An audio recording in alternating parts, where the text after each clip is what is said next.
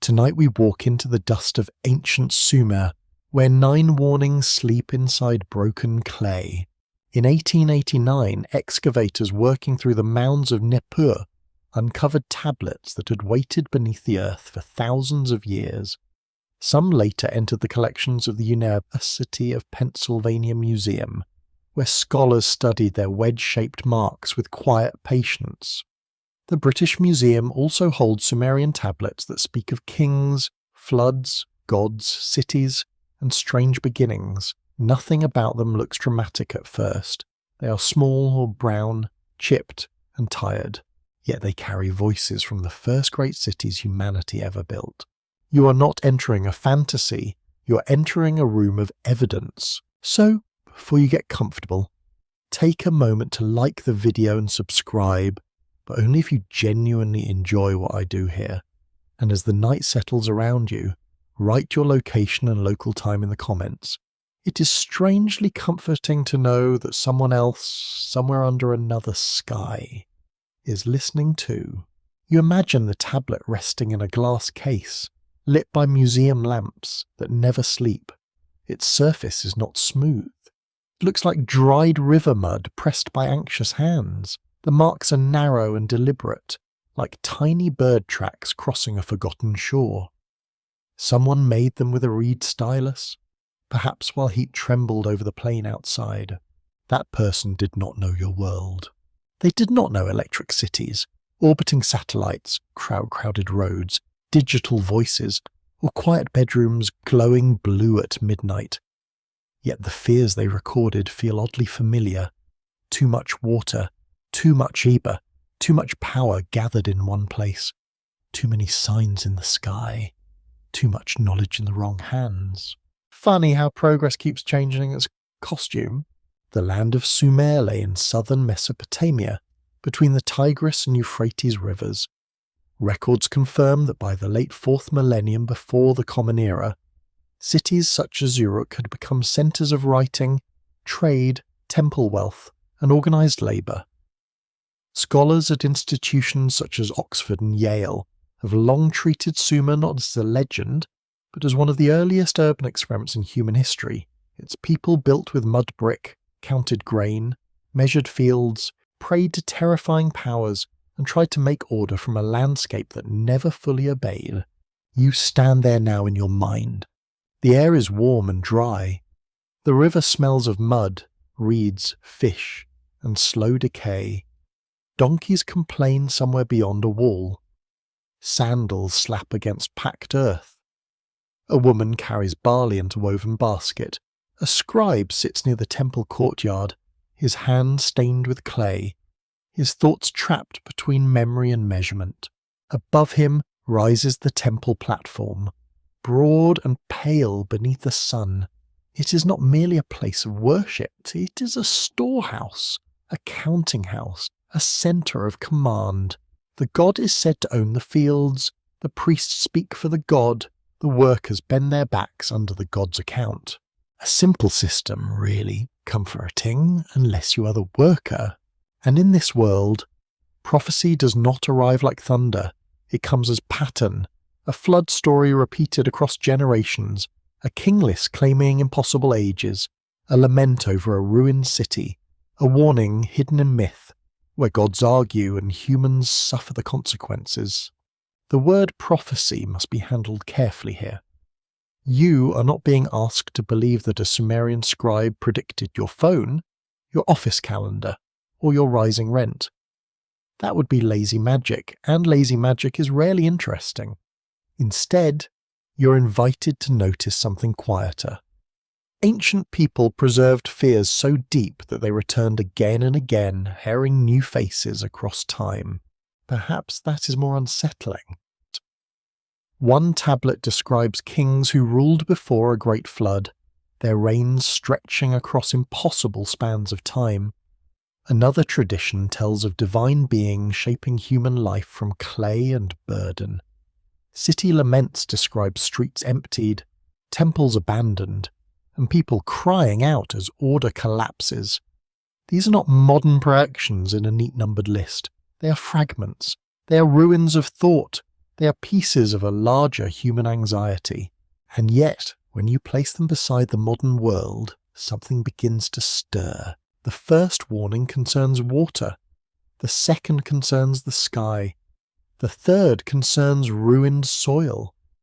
Others move through cities, labour, records, unnatural beings, cycles of time, and knowledge escaping control. 9 themes, gathered from Sumerian memory and later Mesopotamian echoes, begin to resemble a map of recurring civilization stress. Not proof, not certainty, a pattern. Some researchers in journals such as Nature and Science have shown how ancient climate shifts affected early societies across the Near East. Historians still debate how directly environment caused collapse, because politics, trade, warfare, disease, and bad decisions also matter. That open scholarly debate is important. It keeps the story honest. It reminds you that history is rarely one locked door. It is usually a corridor of half-opened rooms. Still, the rooms are there. A quirky fringe tidbit often circles Sumer like a moth around lamplight. Some modern writers claim the Sumerians recorded visitors from another world. Serious Assyriologists do not accept that reading, and the ancient texts do not require it. Yet the rumour survives because the Sumerians truly did write about beings who came down from heaven, ruled cities, demanded service, and shaped the fate of humankind. You can see why people lean closer. The real mystery is not whether the tablets hide spaceships. The deeper question is why the oldest cities imagined power as something descending from above, demanding order below. Why did humans picture themselves as clay-shaped for work? Why did the first urban records preserve both pride and dread? Why did civilization begin with counting, worship, debt, food storage, and fear all tangled together? Your mind drifts across the plain at evening. The sun lowers behind mud brick walls. Smoke rises from cooking fires. Children chase each other near a canal. A scribe presses one last line into wet clay, then sets the tablet aside to dry. He believes he's recording a transaction, a hymn, a list, or a memory for his own world. But time is greedy. It takes his city. It takes his language. It takes the sound of his voice. It takes the roof above him, the hands beside him, the names spoken in his street. Then, much later, it gives back a few clay fragments to people wearing gloves in museum rooms. You are one of those later people now, not with gloves, but with attention. You listen as the old marks become quiet warnings. A civilization can rise from river mud and still fear drowning. It can master writing and still fear what memory becomes. It can build temples and still worry about the serving powers that create it. It can study the stars and still tremble beneath them.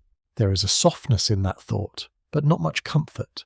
The 9 Sumerian prophecies are not doors into certainty.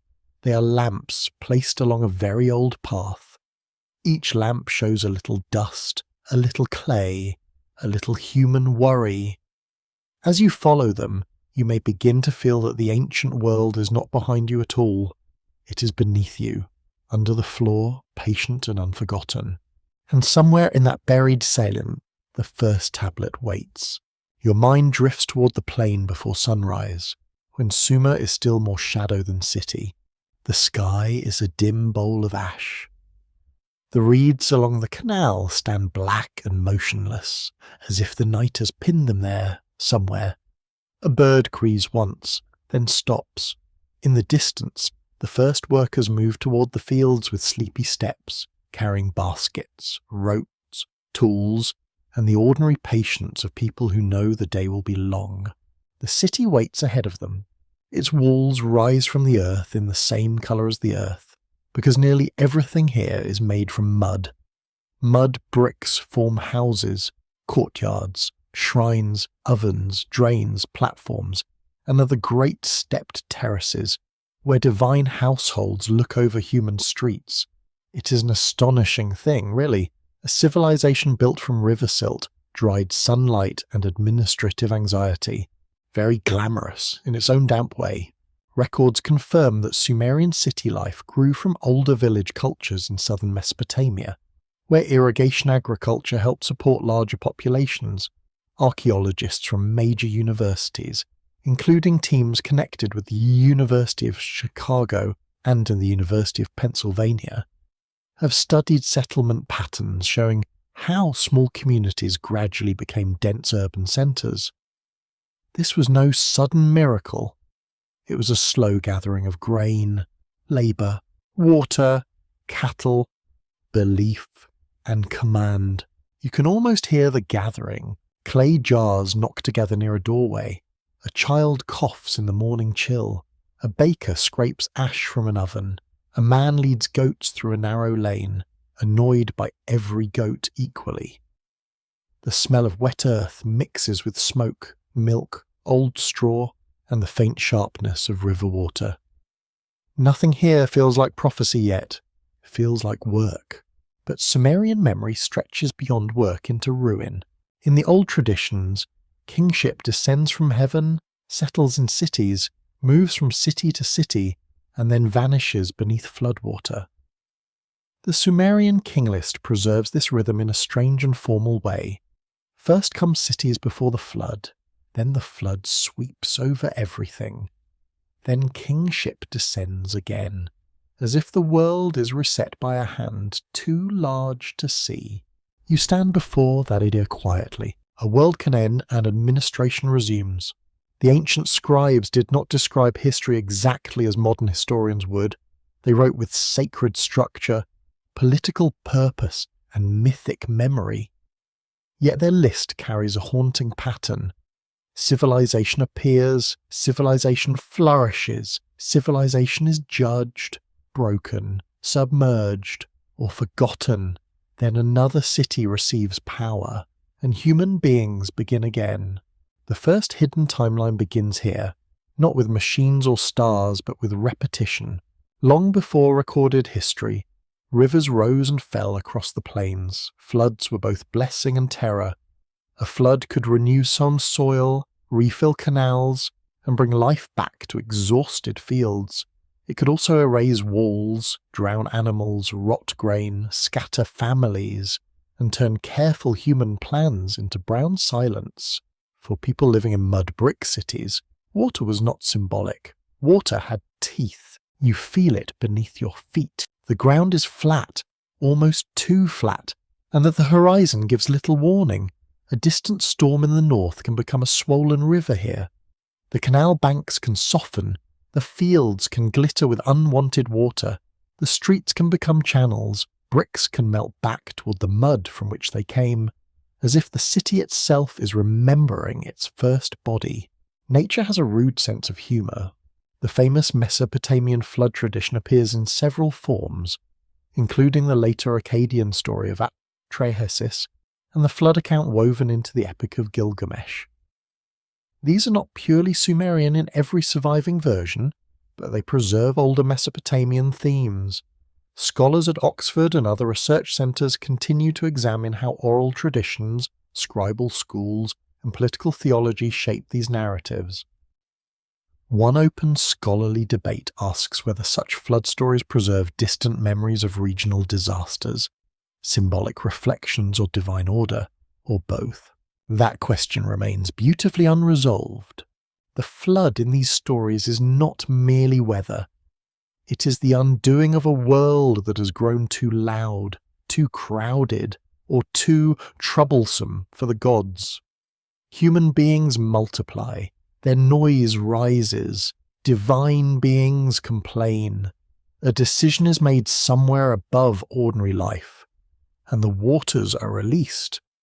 One survivor is warned, builds a vessel, preserves life, and becomes a fragile bridge between worlds.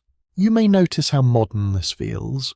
Crowding, noise, fragile systems, warnings ignored, survival dependent on preparation.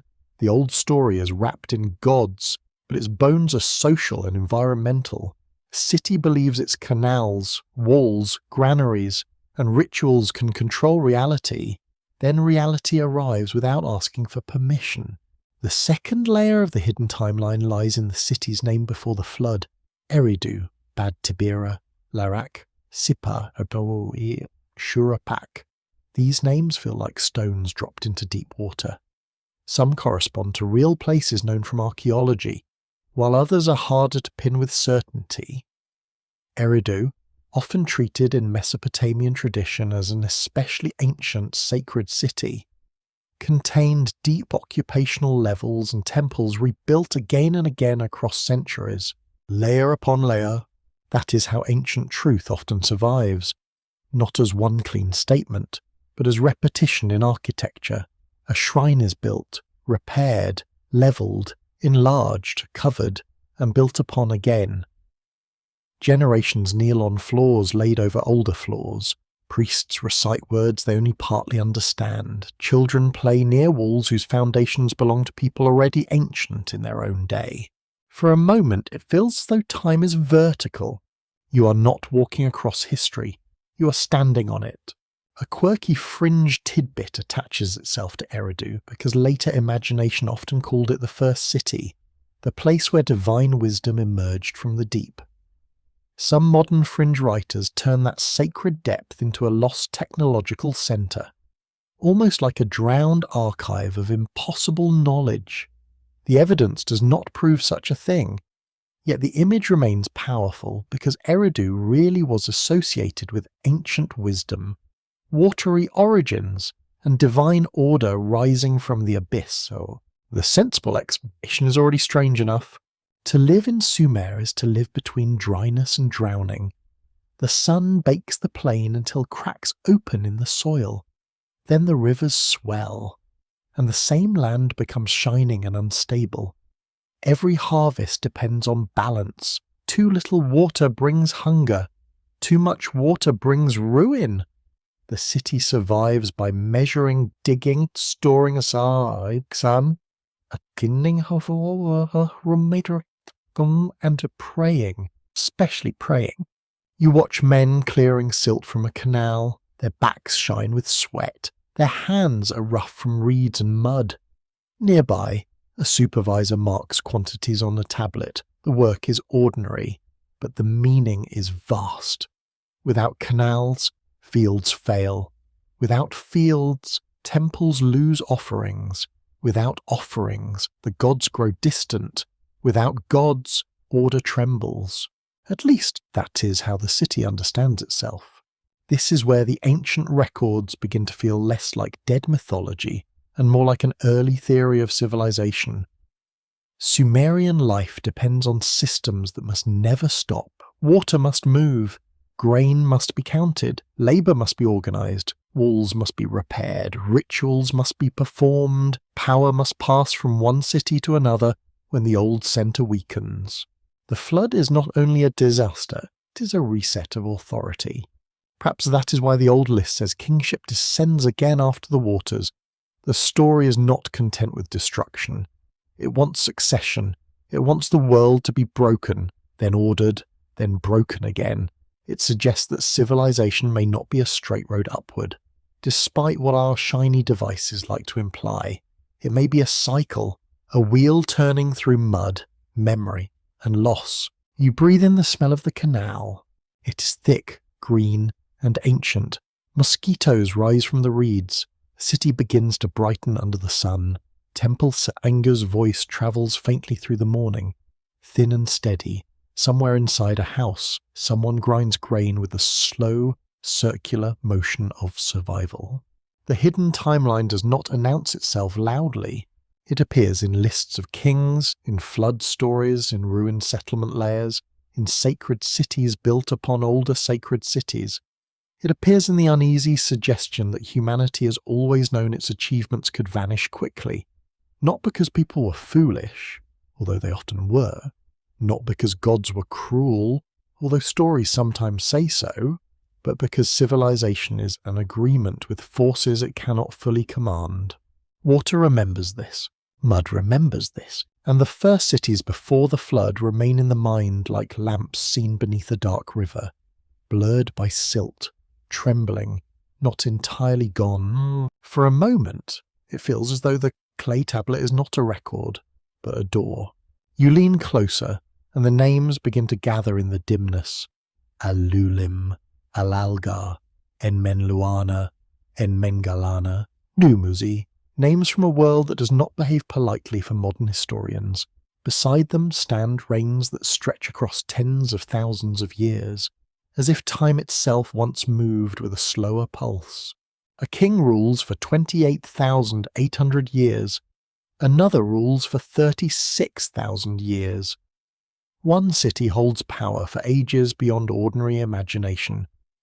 Then the flood comes, and the rhythm changes. After the waters, kings still reign for centuries, but slowly, almost grudgingly, time begins to shrink toward human size. That is a very strange kind of history. The Sumerian king list is one of the most haunting documents from ancient Mesopotamia because it joins real cities, remembered rulers, impossible numbers, and political theology in one flowing sequence. Copies survive from later scribal traditions, and scholars have studied them as literary creations as much as historical sources. Records confirm that some later kings named in the list correspond to rulers known from other inscriptions. While the earliest reigns remain wrapped in mythic scale, you stand in that tension. Not everything is invention, not everything is fact. The tablet breathes between them. In your ears, the scratching of the stylus returns. A scribe sits in a schoolroom, reciting names his teacher expects him to know. The room smells of damp clay, reed mats, sweat, and a little old smoke from a cooking hearth nearby. Young students press signs badly at first, then better, then badly again, because students are eternal creatures. Their teacher corrects them with the calm irritation of a man who has seen every possible mistake. The list is copied, memorized, and preserved. Why would anyone preserve such impossible reigns? Why would scribes trained in accounting and law and careful measurement place gigantic numbers beside ancient kings? These were people who knew how to count sheep, grain, labour, days, and beer rations with impressive precision. They were not helpless dreamers staring at clouds and hoping mathematics would behave. They knew numbers very well. That makes the impossible numbers more interesting, not less. Some historians suggest the vast reigns were symbolic, expressing divine favour, cosmic order, or the extraordinary prestige of early kingship.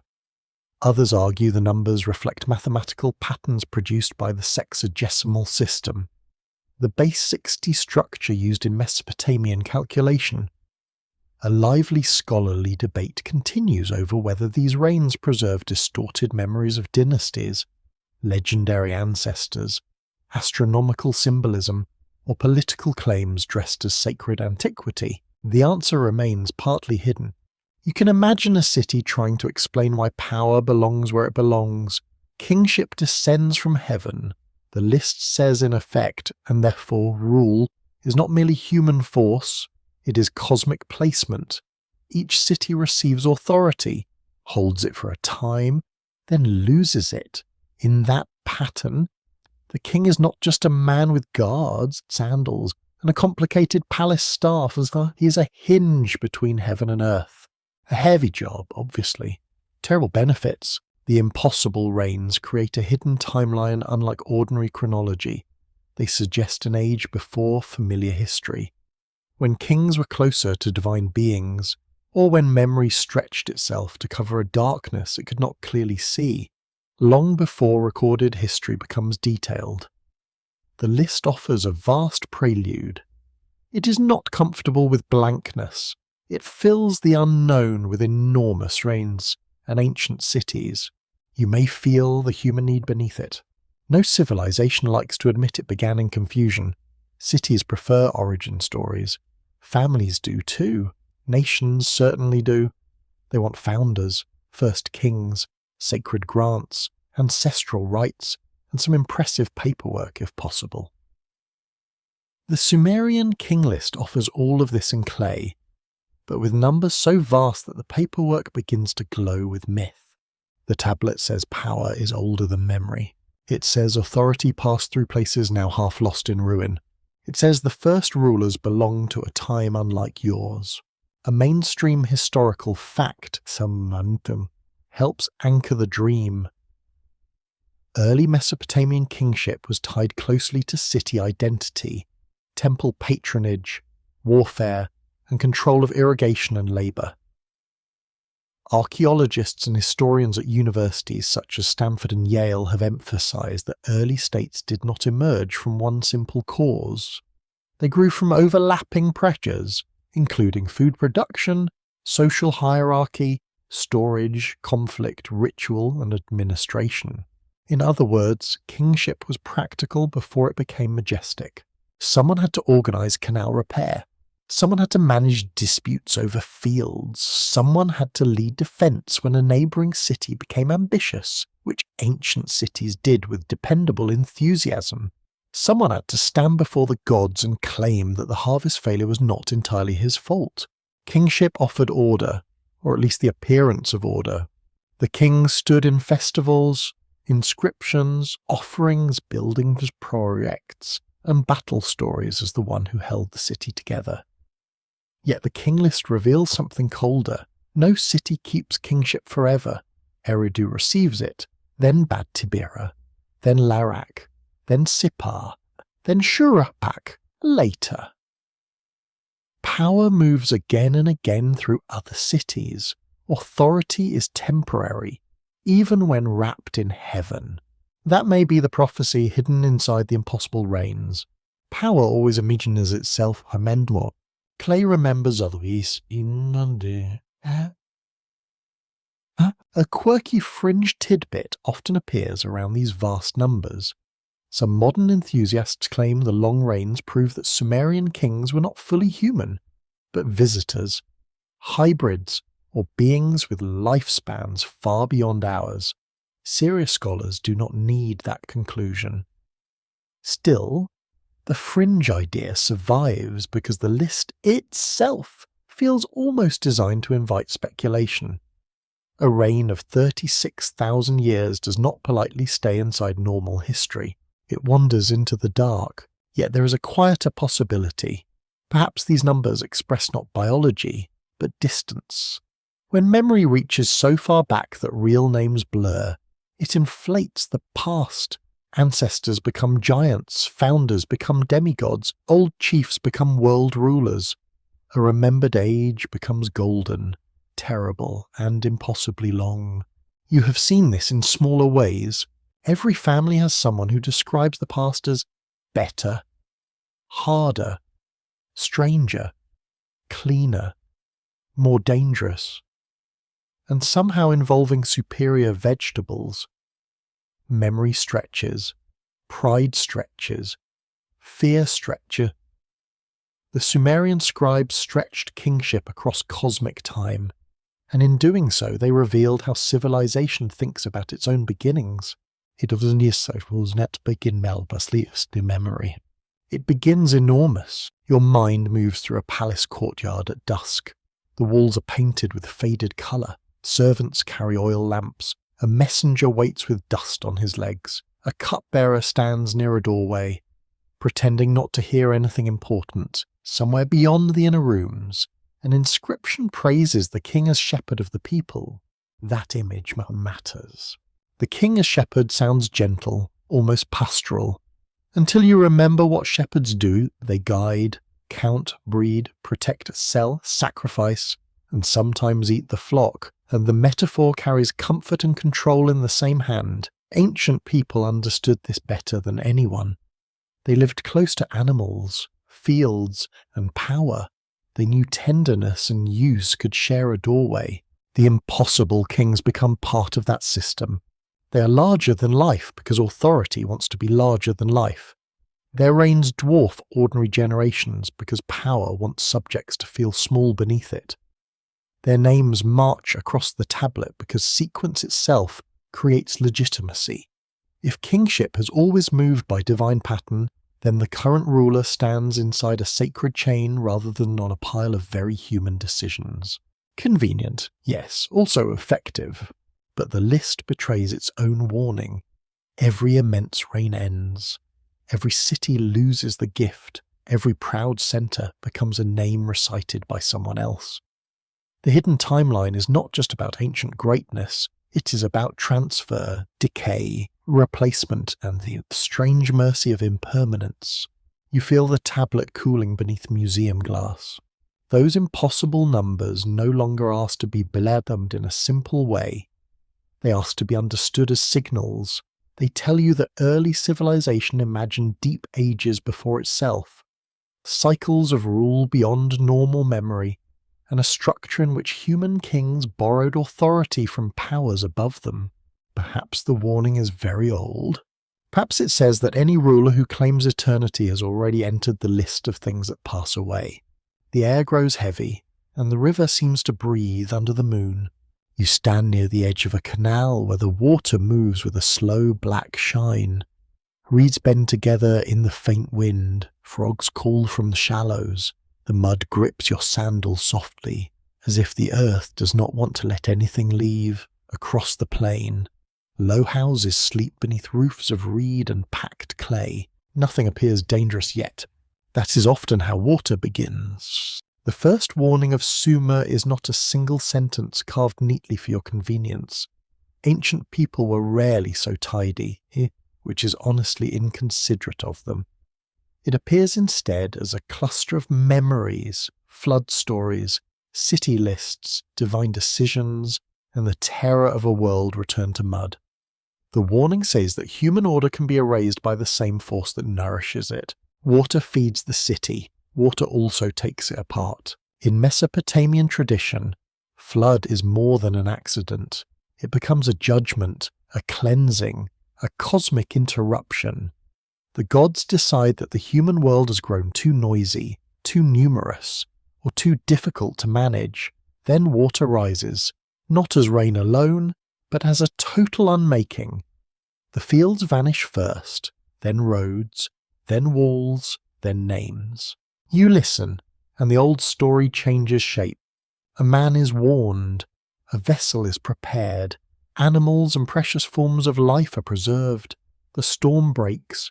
The waters cover the known world. Later, the vessel comes to rest, and a survivor steps into silence. He offers sacrifice. The divine powers smell the offering and gather again around humanity, troubled by what they have done or relieved that something remains. This is not simply a tale of survival. It is a tale about dependence. The Sumerian and wider Mesopotamian flood traditions show how deeply early societies understood environmental fragility. Records confirm that southern Mesopotamia depended on river systems that needed constant canal maintenance, drainage, and organized labor. Scholars at the University of Chicago and other major research centers have shown that irrigation agriculture brought abundance, but also created long-term risks through salinization, silt buildup, and political conflict over water control. The miracle had a maintenance schedule. You can picture the canals in daylight. Men stand thigh-deep in brown water, cutting reeds, clearing muck, repairing banks, and muttering about supervisors who are certainly not helping enough. Women carry water jars back through narrow lanes. Children splash where they should not. Farmers watch the sky with faces trained by many seasons of disappointment. The city depends on calculation, but the river keeps its own counsel. Too little water, and the seed fails. Too much water, and the seed rots. A poorly managed canal can drown one field and starve another. A broken levee can undo months of labour in an afternoon. Water is not evil here, it is simply larger than human confidence. That is the unsettling part. Today, when you hear about rising seas, stronger floods, displaced communities, and cities building defences against water, the ancient warning does not feel distant. The details are different. Of course, modern societies have satellites, concrete barriers, drainage pumps, climate models, and emergency alerts that buzz rudely at the worst possible hour. Yet the underlying fear is all the place where people gather, store wealth, and build identity may become vulnerable to the movement of water. A city can be proud and still be low-lying. A warehouse can be full and still be dilute. A map can be official and still be temporary. The first prophecy unfolds as a pattern rather than a prediction. It asks whether civilization remembers that settlement is always a bargain with landscape.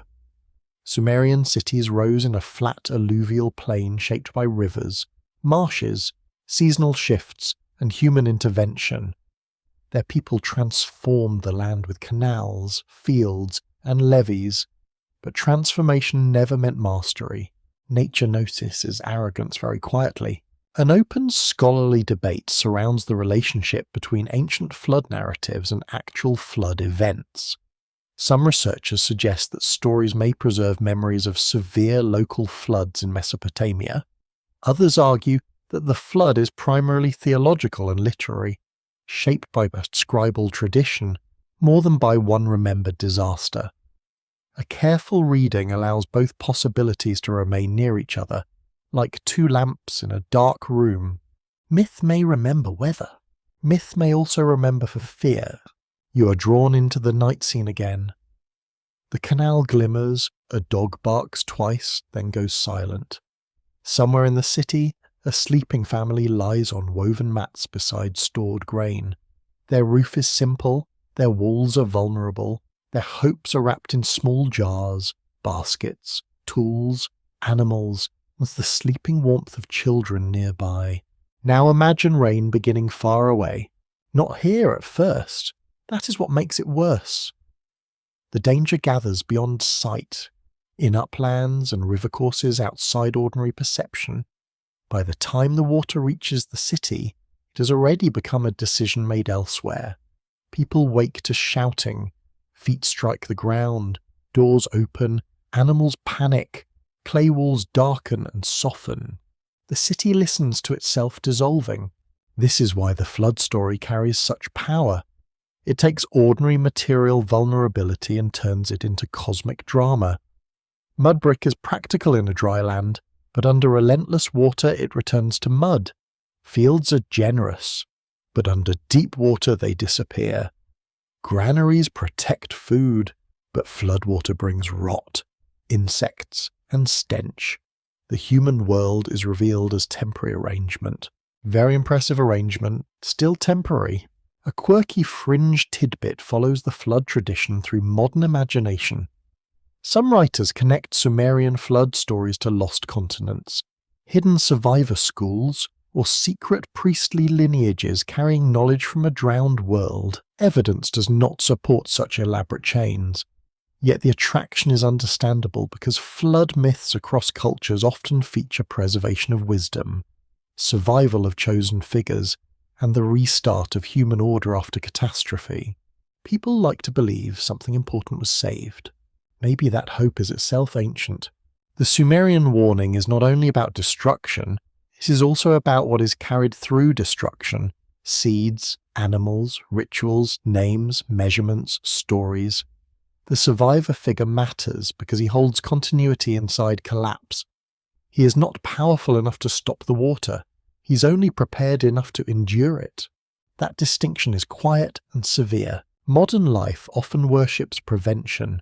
It imagines every crisis can be avoided through planning, technology, investment, and the right committee meeting with disappointing coffee. Ancient flood memory offers a humbler wisdom. Some waters cannot be argued with once they arrive. The question becomes what has been preserved, who has been warned, and whether anyone listened before the sky turned dark. You feel the old fear moving into the present.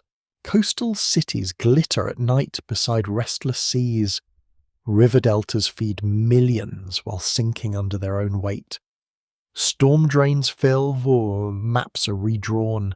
Insurance tables become a kind of modern omen literature, dry and bloodless, yet full of dread. Engineers study barriers and pumps. Families wonder whether a home can remain a home when water keeps returning. The gods are no longer blamed in the same way. But the warning sounds familiar. Perhaps Sumer's first prophecy is this: the forces that create wealth can become the forces that expose weakness. Rivers bring harvests, transport, fish, clay, reeds, and life. They also bring erosion, flood, disease, displacement, and loss. Human beings build at the edge of gift and danger, then forget the danger because the gift is so useful. That forgetting may be the true disaster. Your mind returns to the tablet, but now its clay feels different. It is not only an object from the past, it is dried floodplain held in human hands. It came from the same earth that fed the city and threatened it. A message about water was written into mud, then fired, buried, broken, recovered, and read under electric light. There is something almost too perfect in that. The warning does not shout. It does not need to. It waits in river silt, in storm stories, in canals clogged with reeds, in ruined walls found by excavators, in the soft knowledge that every city has an underside. Water seeks that underside patiently. And in the ancient night, the canal keeps moving black and quiet, reflecting a moon that has watched many worlds rise beside rivers, and many worlds learn too late how close the river always was. Your eyes lift from the river plain toward a sky crowded with ancient attention. Night in Sumer is not empty. It is wide, sharp, and alive with signals. The stars burn through the dry air with a cold steadiness that modern cities rarely allow you to see. The moon rises slowly above the flat land, staining canals with silver and touching the temple walls with a ghostly edge. Somewhere below, a priest watches from a high platform, wrapped in silence and calculation. He is not merely admiring the view, he is reading authority in the dark. The second warning belongs to the sky, where early Mesopotamian observers found rhythm, omen, mathematics, and fear. Sumerian religion placed divine powers among heavenly bodies, storms, winds, and celestial order. Later Babylonian scholars developed sophisticated astronomical traditions from this long inheritance, recording planetary appearances, eclipses, lunar cycles, and unusual phenomena with patient discipline. Records confirm that Mesopotamian scribes preserved celestial observations for centuries, creating one of the ancient world's richest bodies of sky watching. The heavens were beautiful, also suspicious. You stand beside the observer in your mind, feeling the night wind against your face. The platform beneath your feet is made of mud brick, still warm from the day's heat. Below, cooking smoke thins above sleeping houses. Dogs prowl in alleys. A late worker coughs near a storeroom. The city breathes in darkness, unaware that someone above it is measuring the behaviour of the gods. A star appears where expected. That is comforting. A planet wanders strangely. That is less comforting. To the Mesopotamian mind, the sky was not separate from politics, harvests, illness, war, or royal fate. A strange moon could matter. An eclipse could trouble a palace. The path of Venus could be read as a sign concerning love, battle, fertility, or danger. Depending on context and tradition, you may smile at that with your weather apps and space agencies. Then you remember how often modern people still check markets, forecasts, alerts, headlines, and charts before making decisions. Difference in usual, same nerves. The old warning says that a civilization becomes vulnerable when prediction becomes power. Those who claim to read the signs can influence kings, frighten populations, justify actions, and shape the future by interpreting uncertainty. The priest who watches the stars does not hold a sword. He holds something subtler. He holds timing. Timing is dangerous. The temple roof becomes a place where observation and authority meet. If the heavens are messages, then the interpreter becomes necessary. If the interpreter becomes necessary, power gathers around him. In this way, the sky above Sumer is not only a dome of light, it is a political instrument, a sacred calendar, and a theatre where fear can be organised. Very efficient, really. The universe does the branding. A mainstream historical fact grounds this uneasy beauty. Mesopotamian astronomy influenced later scientific traditions through detailed recording of celestial cycles, especially in the first millennium before the Common Era. Scholars at institutions such as Brown, Oxford, and the University of Chicago have examined how omen texts and mathematical astronomy developed from scribal cultures rooted in earlier Mesopotamian habits of observation. The exact line from Sumerian practice to later technical astronomy is complex, but the cultural fascination with ordered heavens begins early. That complexity matters. The Sumerians did not practice astronomy exactly as later Babylonian specialists did. Their surviving texts speak more often through myth, hymn, divine association, and ritual than through long technical tables. Yet the seeds are visible. The moon matters, the sun matters, Venus matters, the calendar matters, agricultural and religious life depends on cycles overhead. A civilization that depends on timing naturally looks upward. You hear the sound of a distant drum. Perhaps a ritual begins at the temple gate. Perhaps someone marks a festival night. Perhaps a priest announces that the moon's appearance is favourable, or troubling, or delightfully vague enough to preserve his professional dignity. People gather below, faces lifted, trusting that meaning has been found above them. What happens when the signs disagree? What happens when the interpreter fails? What happens when too many people watch the same sky and see different futures? An open scholarly debate surrounds the boundary between science and divination in ancient Mesopotamia.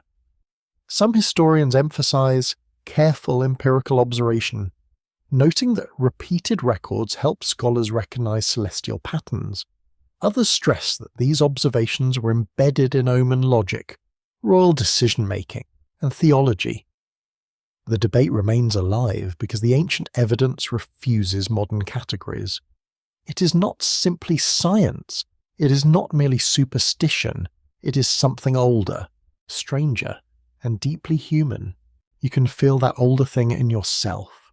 When the future is uncertain, you search for patterns, a market graph, a medical scan, a weather radar, a message left unread, a stunmappets from someone you love. The mind turns symbols into possible warnings.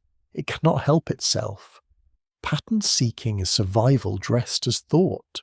The Sumerian sky warning unfolds into the present through this same human hunger. Modern society watches satellites, climate models, election polls, economic forecasts, disease curves, and artificial intelligence predictions.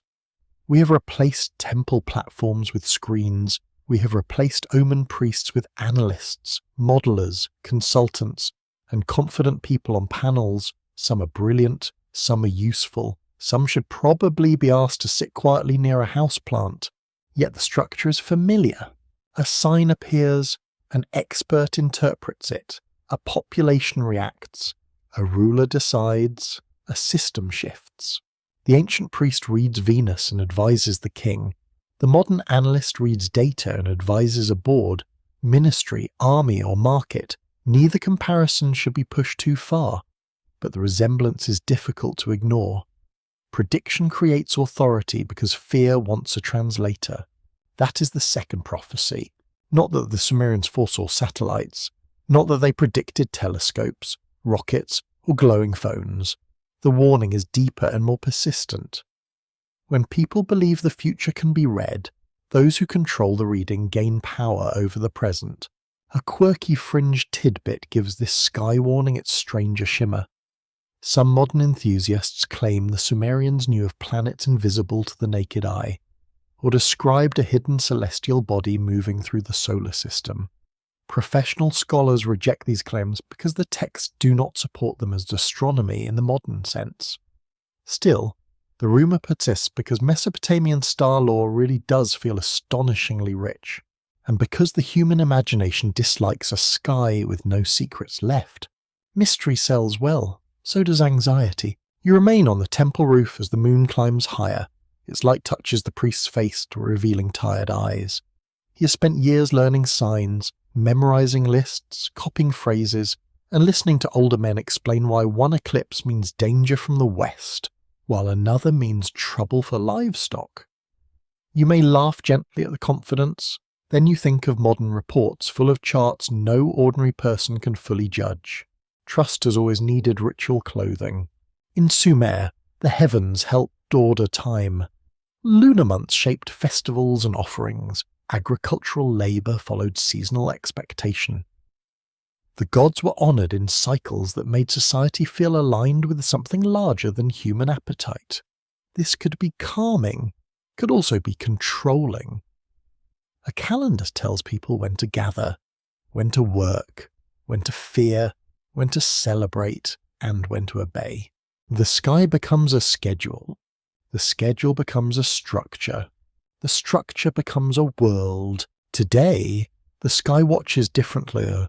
Satellites map fields, guide ships, track storms, observe cities, and follow the warming surface of the planet. Cameras orbit above borders. Military systems depend on space-based signals. Financial networks depend on timing, precise beyond ordinary perception. The heavens are no longer only sacred, they're infrastructure that may be more frightening. Ancient people feared signs from above because they believed divine powers spoke there. Modern people fear failures above because our systems quietly live there. A solar storm, satellite disruption, orbital conflict, or navigation failure can ripple through ordinary life. The old temple roof has become an orbital layer, invisible to most sleepers, yet threaded through their morning alarms, bank transfers, deliveries, maps, and emergency systems. You may feel the room around you differently now. The ceiling above your bed is not the end of the sky. Beyond it, signals cross the dark. Machines circle the earth without rest. Weather gathers, light travels from ancient stars. Somewhere, people study incoming data and decide whether it means danger. The second warning settles softly. Look upward, Sumer says, but know what you are doing. The sky can guide, measure, inspire, and protect. It can also become a mirror for fear, a language for power, and a place where human dependence hides in plain sight. The priest lowers his gaze from the stars.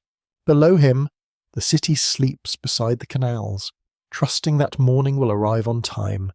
Above him, the heavens continue their slow movement, silent and exact, offering signs to anyone patient enough to watch, and uncertainty to everyone else. A bitter scent rises from the fields when the morning heat begins to gather. You walk beyond the city wall, where the houses thin and the irrigation channels divide the land into shining strips. At first, the fields look generous. Barley heads sway in pale gold, date palms stand near garden plots. Oxen move slowly beneath wooden yokes, their breath steaming faintly in the cool hour before sunrise loses its manners. Then you kneel and touch the soil. It feels dry at the surface, but beneath it there is a faint crust, a pale residue left behind when water vanishes into air. It clings to your fingers like old dust. To a passing stranger, it might mean nothing. To a farmer, it is a warning written without words. The earth is turning bitter. The third prophecy rises from salt, not thunder. It comes quietly through irrigation, evaporation, and the slow exhaustion of land that once seemed endlessly useful. In southern Mesopotamia, farmers depended on canals to bring river water into fields. Yet in a hot, dry climate, irrigation can leave mineral salts behind, especially when drainage is poor.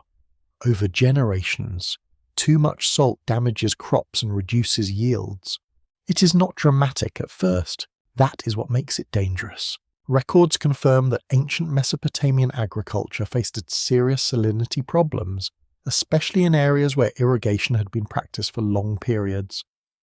Research discussed by historians and environmental archaeologists at places such as Yale and the University of Chicago has linked shifts in crop choice, including greater reliance on barley, to the pressure of salty soils.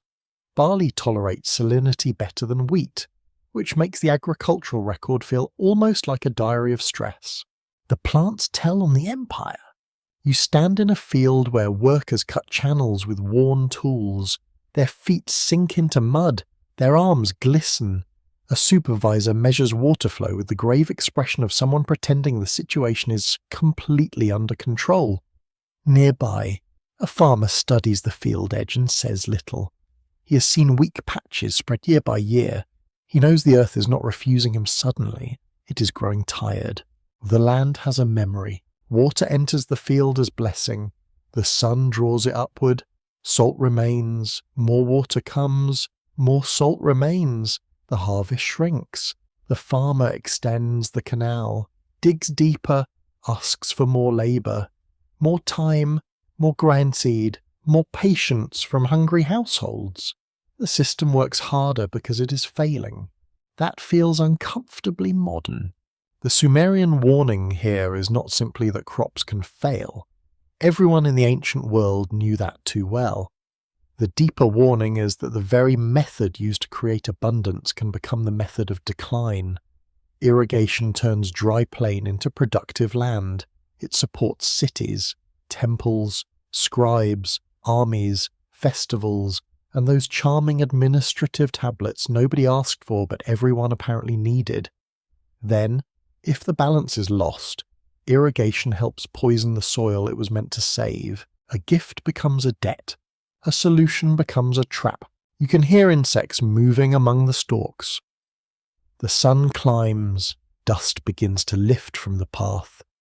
Women carry baskets of cut grain toward a threshing floor, their movements steady and practiced. Children gather stray stalks near the edge of the fields. A donkey brays with the offended dignity of a minor official. Life continues, because life almost always continues while systems weaken beneath it. Collapse rarely announces itself honestly. It arrives as smaller meals, thinner animals, longer workdays, poorer yields, harsher demands, and more arguments at the canal gate. It arrives when one village accuses another of taking too much water. It arrives when the temple storehouses tighten rations. It arrives when people leave fields that no longer feed them. It arrives when the old promises of the land begin to sound slightly embarrassing. A scholarly debate remains over how far salinity contributed to the decline of particular Sumerian centres. Some researchers emphasize environmental stress and agricultural degradation. Others point toward political competition, warfare, shifting river courses, trade disruption, and changing centres of power. The careful view does not choose one cause too quickly. It lets several pressures gather, as pressures usually do in real human history. The earth may weaken, the palace may misjudge, the enemy may arrive. The third prophecy unfolds where those forces meet. It asks whether any society can recognize slow damage while profit still appears possible. Ancient farmers did not have modern soil chemistry, but they had experience. They could see which fields performed poorly. They could compare wheat and barley. They could smell stagnant water in channels and feel crusted earth underfoot. The warning was visible, but visibility does not guarantee action. Humans are very talented at noticing problems after they become expensive. Today, the bitter field has many descendants. Modern agriculture faces soil salinization in irrigated regions across the world. Aquifers are drained faster than they refill. Fertilizers raise yields while creating runoff problems. Industrial farming feeds billions, yet depends on delicate balances of water, fuel, climates, transport, and soil health. The scale has changed. The pattern has not vanished. You may picture a satellite image now, bright rectangles of farmland seen from above. Irrigation circles glow green in deserts.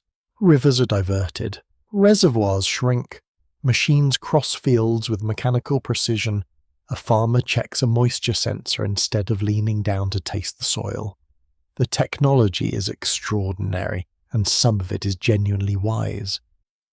Still, the old question remains under everything.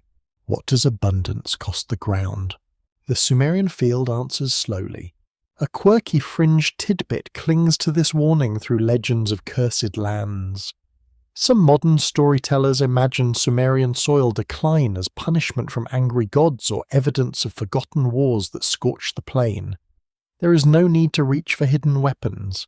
Salt is patient enough. Yet the ancient language of divine displeasure makes emotional sense. When land stops feeding people, it feels personal. It feels as though the world has withdrawn its favour. You stand beside a farmer at midday. He lifts a handful of soil and lets it fall.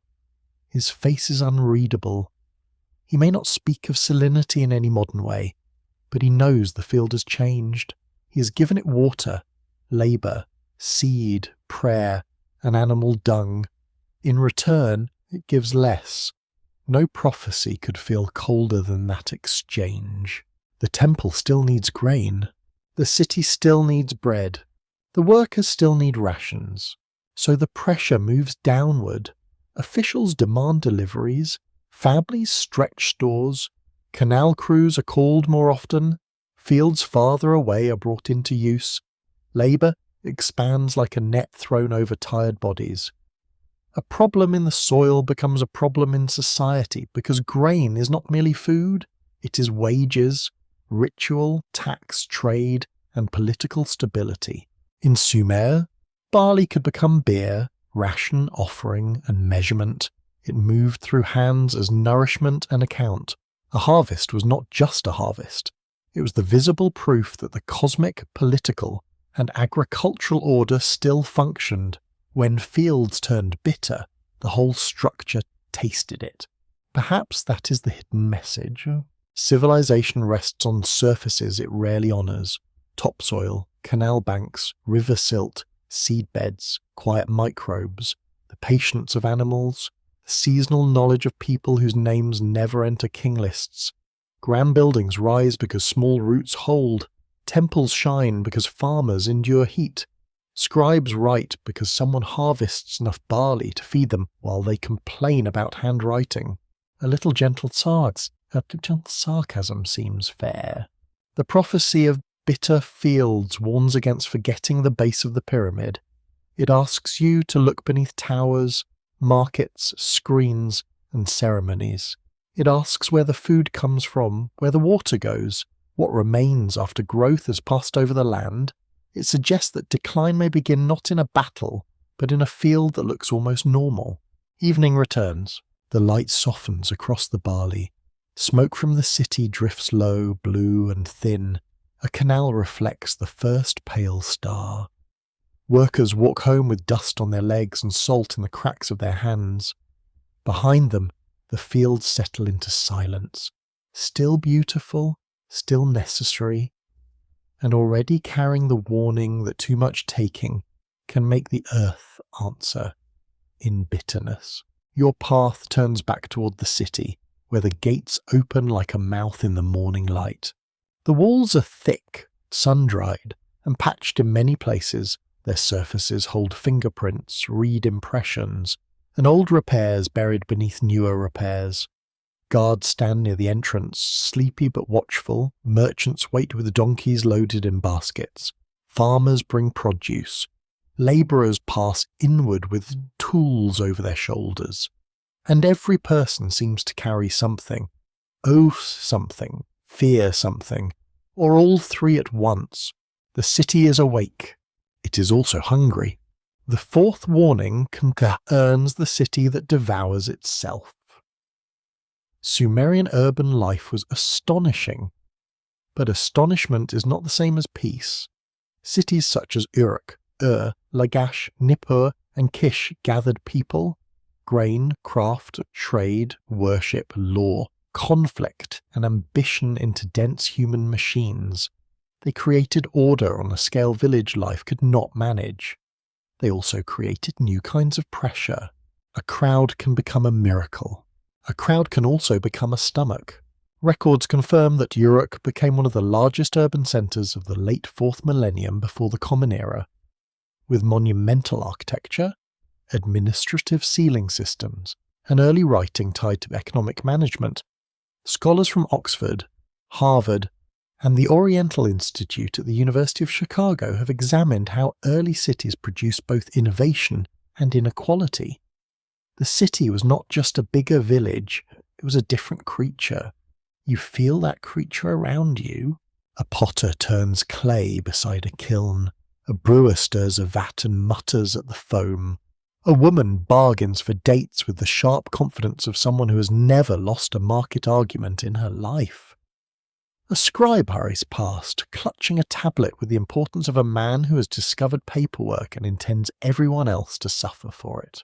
The lanes twist between mud brick houses. Some homes have inner courtyards where families cook, sleep, store grain, and keep small animals. Other spaces belong to workshops, temples, administrative buildings, and storerooms, and the city smells of bread, dung, sweat, fish, onions, beer, damp clay, and smoke. The air carries many sounds at once. Wheels creak, children shout, hammers strike, priests chant, goats object to reality. Oh, it is alive, almost too alive. The prophecy says that when too many needs gather behind walls, the walls begin to protect the problem as much as the people. The city needs food from outside, it needs timber from far away, stone from elsewhere, metals from distant lands, and labour from bodies that wake tired. It needs canals maintained, records copied, disputes settled, gods appeased, roads watched, gates guarded, and rulers praised with a straight face. This is not simple living. This is complexity with sandals. Sumerian cities grew powerful because they concentrated resources. Grain could be stored, crafts could specialize, trade could expand, temples could organize offerings and labor, rulers could plan canals, walls, campaigns, and ceremonies. Yet concentration also meant dependency.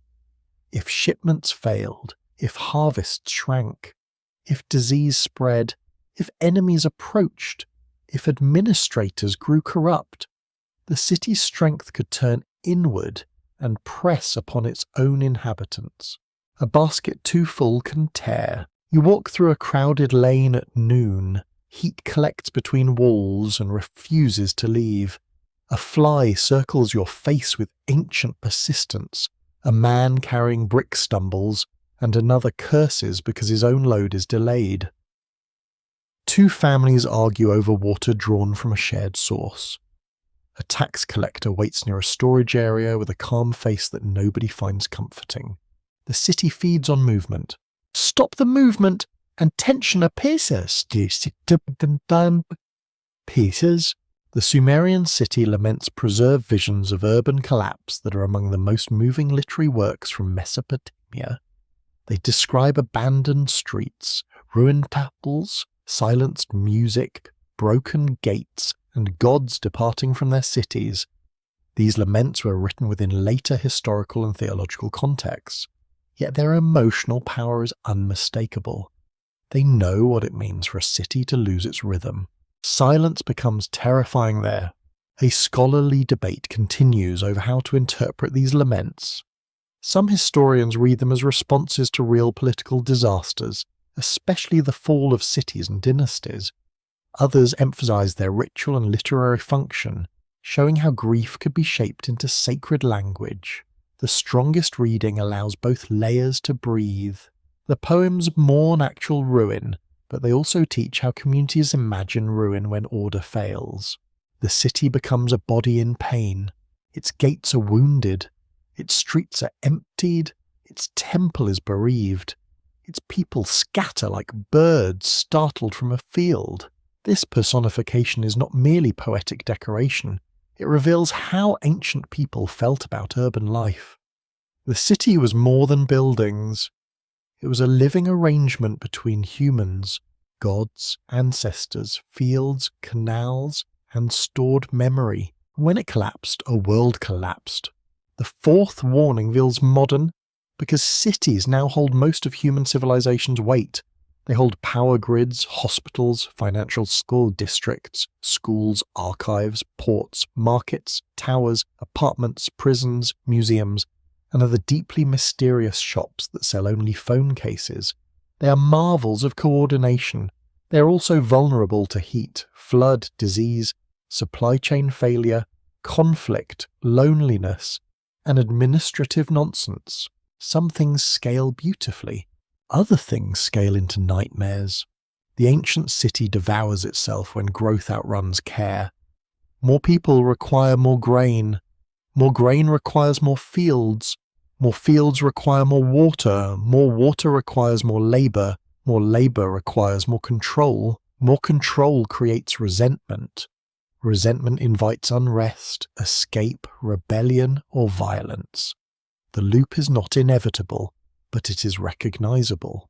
Sumerian society wrestled with these pressures through temple households, royal power, legal agreements, debt systems, labor obligations, and warfare. The famous reforms of Urukagina of Lagash, known from later inscriptions, suggest concern over abuses by officials and powerful households. Whether those reforms were as noble as they sound remains debated, because royal inscriptions do enjoy flattering their owners. Shocking, truly. Still, the evidence points to tension. Debts could bind families. Land could concentrate. Officials could extract too much. Temples and palaces could become vast institutions with deep demands. Ordinary people might look at the grand buildings and wonder whether the gods needed quite so many deliveries from everyone else. You enter a storage building where barley sits in large containers. The smell is dry and warm. A clerk checks amounts while workers carry sacks across packed earth floors. Each measure means survival, but also obligation. Grain represents food, wixes, tax, offering, and command. In the city, even nourishment becomes paperwork. That is the devouring, not one monster with teeth, but a system that slowly converts life into demand. A quirky fringe tidbit attaches itself to ancient Sumerian cities through the claims of hidden temple machines, secret energy devices, or lost urban technologies. No credible archaeological evidence supports those claims, yet the fascination is revealing. Sumerian cities already feel machine-like because their institutions transformed human labor into stored wealth, monumental architecture, ritual performance, and political power. You do not need a hidden engine when bureaucracy is humming perfectly well. And humming it was seals pressed into clay-controlled goods, tablets tracked quantities, workers received rations, temples managed estates. Rulers commemorated construction projects. The city measured itself constantly because complex life requires memory outside the human mind. The more it measured, the more it could organize. The more it organized, the more it could demand. Perhaps every city is partly a promise and partly an appetite. You pause in a shaded courtyard. The heat softens. Someone pours beer into a cup. A child sleeps against a wall, one hand open on the floor. An old woman sorts wool, her fingers moving with practiced patience. This is why the warning must be gentle as well as fear. Cities are not only engines of extraction, they are homes. They hold laughter, craft, affection, memory, and small mercies. The prophecy is not anti-city, it is anti-forgetfulness. It warns that systems built to protect life can begin to consume life when scale replaces care. Walls can defend, but they can also trap. Markets can connect, but they can also exploit. Temples can comfort, but they can also command. Administration can preserve fairness, but it can also become a maze where the ordinary person disappears. The ancient gate stands behind you now. Outside it lie fields, canals, roads, marshes, and danger. Inside it lie bread, protection, worship, trade, noise, ambition, debt, and heat. Neither side is innocent. The city gathers people because humans need one another. The city strains people because humans are difficult in groups, especially when grain, his status, and divine approval are involved. Evening returns to the streets. Shadows lengthen between walls. Workers head home with dust on their tunics. A temple bell sounds softly over the roofs. Smoke curls upward. The city seems peaceful from a distance, almost golden in the last light. Yet beneath that glow, countless exchanges continue. Measured and unmeasured, generous and harsh, the fourth warning waits there. A city may rise as shelter, then become hunger. It may promise order, then require endless feeding. It may gather human dreams so closely together that they begin to press, bruise, and consume each other, and still, because people are people, they will walk through its gates tomorrow, carrying baskets, debts, prayers, jokes, and hope. The room is small, warm, and crowded with tablets drying in careful rows, and you step inside and feel the air change. It smells of damp clay, reed fibres, lamp smoke, and the faint sourness of many people working too closely together. Light enters through a high opening and falls across the floor in a pale square. Boys sit with practice tablets on their knees. A teacher watches them with the weary dignity of a man surrounded by avoidable errors. A reed stylus touches clay. A voice becomes a mark. That is the fifth warning, hidden in the miracle of writing. Sumerian writing began as a practical tool for administration, but it became something far larger. It allowed goods to be counted, names to be preserved, offerings to be listed, laws to be shaped, hymns to be copied, and royal claims to survive the deaths of kings. At first, writing seems like rescue. It saves memory from the weakness of the body. Then it becomes a cage.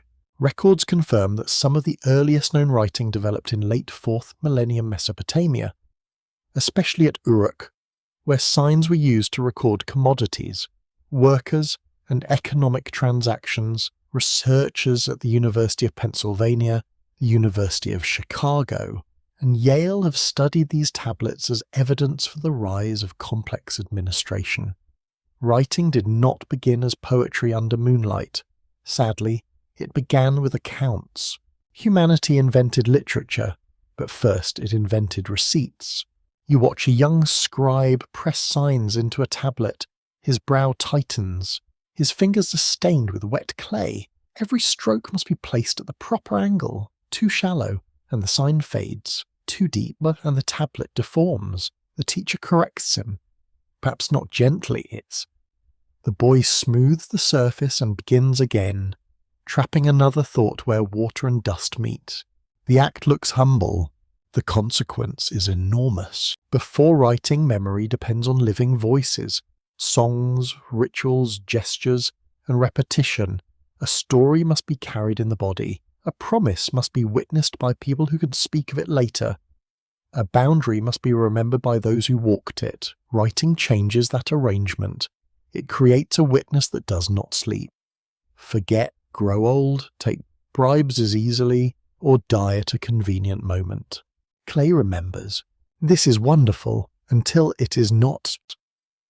Once a record exists, it can outlast forgiveness. A debt can remain after the debtor's face is forgotten.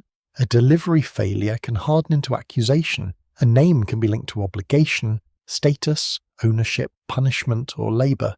The tablet gives society a longer memory, but not always a kinder one. The fifth prophecy asks what happens when human life becomes permanently recorded. You know the answer too well. Modern life is full of marks that do not fade easily. Messages, payment mints, searches, images, locations, medical forms, work records, identity documents, tax files, school reports, legal notices, and the small disasters of late-night opinions. Your world stores voices in glass and metal rather than clay, but the structure is strangely familiar. A record promises order. It also promises exposure. The ancient tablet and the modern database share a family resemblance. Both can serve justice. Both can serve control. Both can misunderstand you forever. An open scholarly debate surrounds the origin of writing in Mesopotamia. Some scholars emphasize its administrative roots in counting and property management. Others point to ritual, social display, and the need to stabilize authority in growing cities. The most careful voices allow writing to emerge from several pressures at once. It begins in accounting, but quickly becomes a way to organize reality itself. You feel that expansion inside the scribal room. A list of sheep becomes a list of workers. A list of workers becomes a system of rations. A system of rations becomes a hierarchy. A hierarchy becomes a story about who matters, who owes, who owns, and who must appear when summoned. Writing does not merely describe power, it helps power find people. That's a chilling tablet.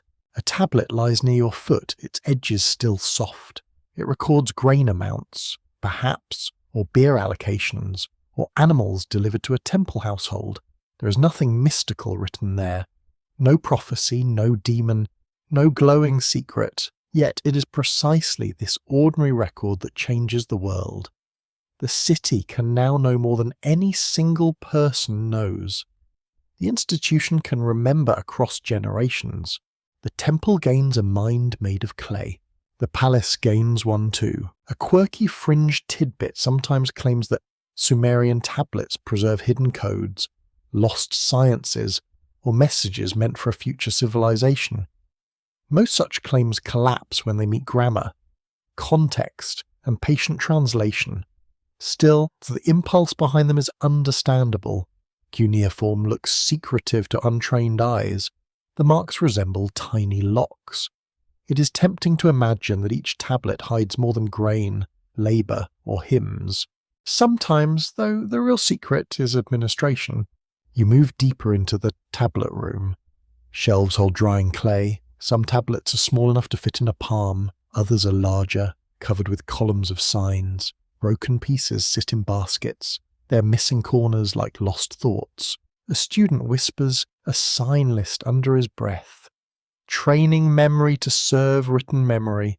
His voice is soft, repetitive, almost like sleep. Writing becomes disciplines. It shapes the hand, eye, tongue, and mind. Scribes learn signs, formulas, legal phrases, literary passages, and school exercises. They become guardians of a specialized skill. Most people cannot read what scribes write. That gap matters. Literacy creates access, but it also creates exclusion. The person who controls the written record can translate reality for those outside the system. Naturally, this is never abused. A gentle joke, of course, it is often abused. Ancient scribes held power because they moved between ordinary speech and official memory. They could record property, compose royal inscriptions, copy hymns, preserve myths, and shape the public face of events. When a ruler built a temple, writing announced it. When a city claimed victory, writing celebrated it. When a contract bound families, writing fixed it in clay. The spoken word floats. The written word sits down and refuses to leave. That refusal becomes the heart of the fifth prophecy. Humanity creates writing to resist forgetting, but forgetting has its mercies. Without forgetting, every mistake can become permanent. Without forgetting, every transaction can become a chain. Without forgetting, authority can reach backward through archives and forward through precedent. A society with deep memory must decide what deserves preservation and what deserves release. This is not a small question. Modern people live inside an answer that is still forming. Vast systems store details of lives at a scale no Sumerian scribe could imagine. Algorithms sort records. Institutions judge patterns. Old messages return. Images circulate beyond control. Voices are copied. Faces are recognized. Data becomes biography. Whether the person inside that biography agrees or not, it is clay without drying time. The Sumerian warning does not reject writing. That would be absurd, and also inconvenient for anyone trying to make a documentary about tablets. Writing gives us hymns, laws, stories, laments, mathematics, contracts, letters, and the ability to hear the dead speak across millennia. It is one of humanity's great thresholds. Without it, Sumer would be mostly silence, yet every threshold has a shadow. You look at the teacher again. He lifts a tablet, examines the student's marks, and nods slightly. The boy exhales. Outside, the city continues with its carts, ovens, goats, bargains, prayers, and complaints. Inside, a new memory is being trained, not the warm memory of grandparents or singers, but the cool memory of institutions. The fifth warning. Whispers from the clay. Be careful what you teach the world to remember. Be careful which voices become records and which vanish as air. Be careful when memory is gathered by temples, palaces, companies, data store machines. A record can preserve truth, but it can also preserve imbalance with impressive neatness. The tablet dries in the afternoon heat. Once hardened, it will outlive the scribe, the teacher, the room, the roof, the city's noise, and perhaps even the language spoken around it. That is the wonder. That is the unease. A human hand presses the sign into wet clay, and something human leaves the flow of time. It waits longer than kindness, longer than anger, longer than the person who made it. And when another age finally reads it, the clay does not explain whether it has saved a memory or trapped one. The temple courtyard is quiet at first, but the quiet is working. You stand near a wall where morning shade still holds a little coolness. Workers gather in loose groups, waiting for orders. Some carry baskets, some hold ropes, some lean against tools with the ancient skill of looking busy while not yet doing anything. A clerk sits with a tablet across his knees, ready to turn human bodies into numbers. The god owns the work. The people perform it. The sixth warning begins with a troubling question. Why were humans made? In several Mesopotamian creation traditions, humanity appears not as the crown of existence, but as a solution to divine inconvenience. The gods are tired of labour. They need canals dug, food prepared, offerings delivered, and temples maintained. So human beings are shaped from clay, blood, breath, or divine design, depending on the version and tradition. A flattering origin story, naturally. You feel the unease in it immediately. In many later retellings from Mesopotamia, humans are created so the gods may rest. The universe is not introduced as a stage for human greatness. It is a workplace. Humanity enters the story as a labour force, made from earth and assigned to service. That does not mean the ancient people hated themselves. It means they understood work as sacred, heavy, unavoidable, and woven into the structure of reality. Records confirm that temple institutions in Sumer managed large estates, organized workers, distributed rations, and received offerings for divine households. Scholars at Harvard, Yale, and the University of Pennsylvania have studied administrative tablets showing how labor, grain, textiles, and livestock moved through temple and palace economies. The gods were not abstract decorations. Their houses were economic centers, and those houses needed constant feeding. The divine world had excellent accounting. You walk past storerooms where jars stand in ordered rows. The smell of barley, oil, wool, and dust gathers in the air. A woman balances a basket against her hip. A young man carries bricks toward a repair site. Two older workers move slowly, conserving strength. The clerk calls names, and each name becomes part of a schedule. This is where myth touches skin. To say humans were created to serve the gods is to give cosmic meaning to labour. Digging canals becomes more than digging.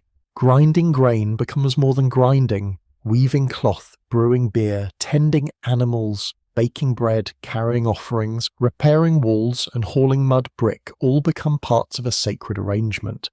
Work hurts less, perhaps, when the universe itself seems to require it. Perhaps. The warning enters softly. When labour is made sacred, it can be honoured. It can also be exploited if the gods demand the work. Then who is allowed to question the demand?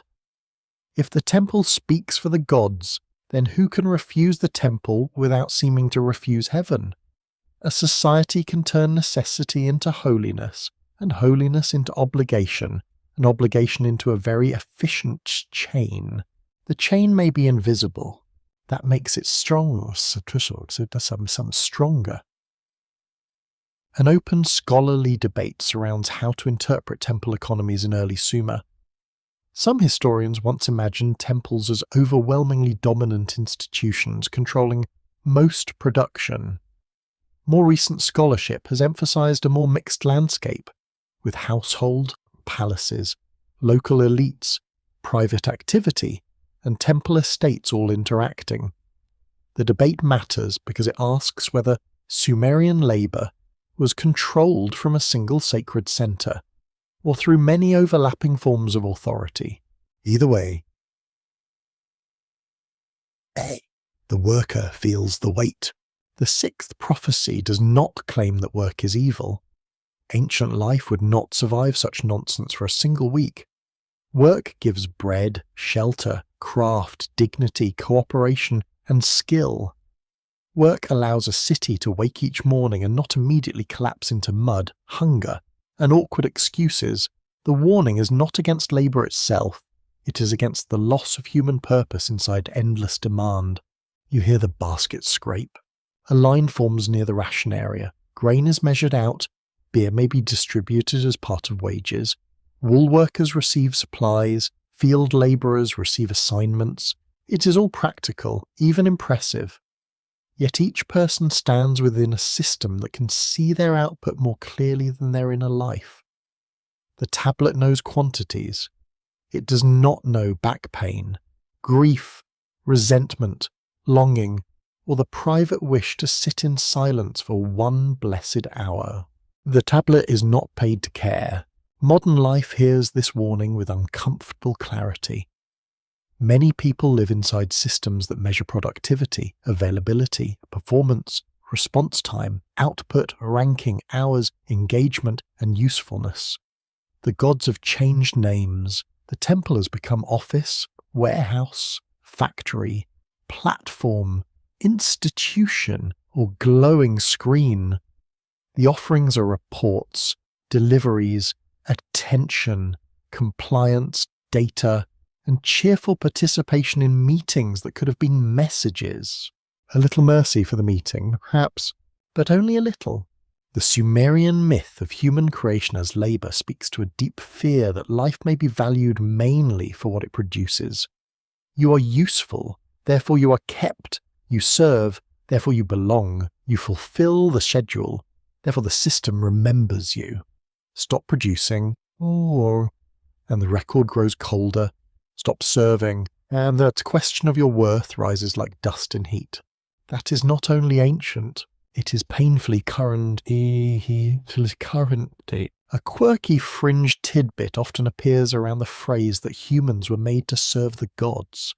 Some modern writers claim it proves humanity was genetically engineered by beings from the sky to mine gold or perform other cosmic tasks. Serious scholars do not support that reading from the Sumerian evidence, yet the idea survives because the original myth is already unsettling enough. It describes human beings as manufactured workers in a divine economy. You do not need aliens to feel trapped. The courtyard fills with motion now. A foreman gestures toward a wall needing repair. Men lift bricks in pairs, women carry reed bundles, children run errands between adults. A priest passes in clean clothing, carefully avoiding the mud. Someone quietly notices this. Someone always notices. The divine household depends on earthly hands. Offerings must be prepared daily. Statues of gods require clothing, washing, food, incense, music, more, and ritual attention. In Mesopotamian religion, divine images were treated as living presences within their temples. Feeding the gods was not symbolic in the modern casual sense. It was part of maintaining the relationship between heaven and city. The gods ate through ritual. The people worked through hunger. The arrangement gave meaning to service, but it also revealed hierarchy with painful clarity. The god receives, the temple administers, the worker carries, the ruler boasts, the scribe records, the system continues. Each part has dignity, perhaps, but not equal rest. Rest is the hidden treasure here. In creation stories where humans are made so the gods can rest, rest belongs first to those above. The lower beings labour so higher beings may be relieved. That structure repeats through history in many forms. Kings rest because farmers work. Elites feast because servants cook. Institutions expand because unnamed people absorb the strain. The myth gives cosmic language to a very earthly arrangement, and perhaps that is why it endures. The sixth warning asks whether societies can build systems where work serves life, rather than life serving work.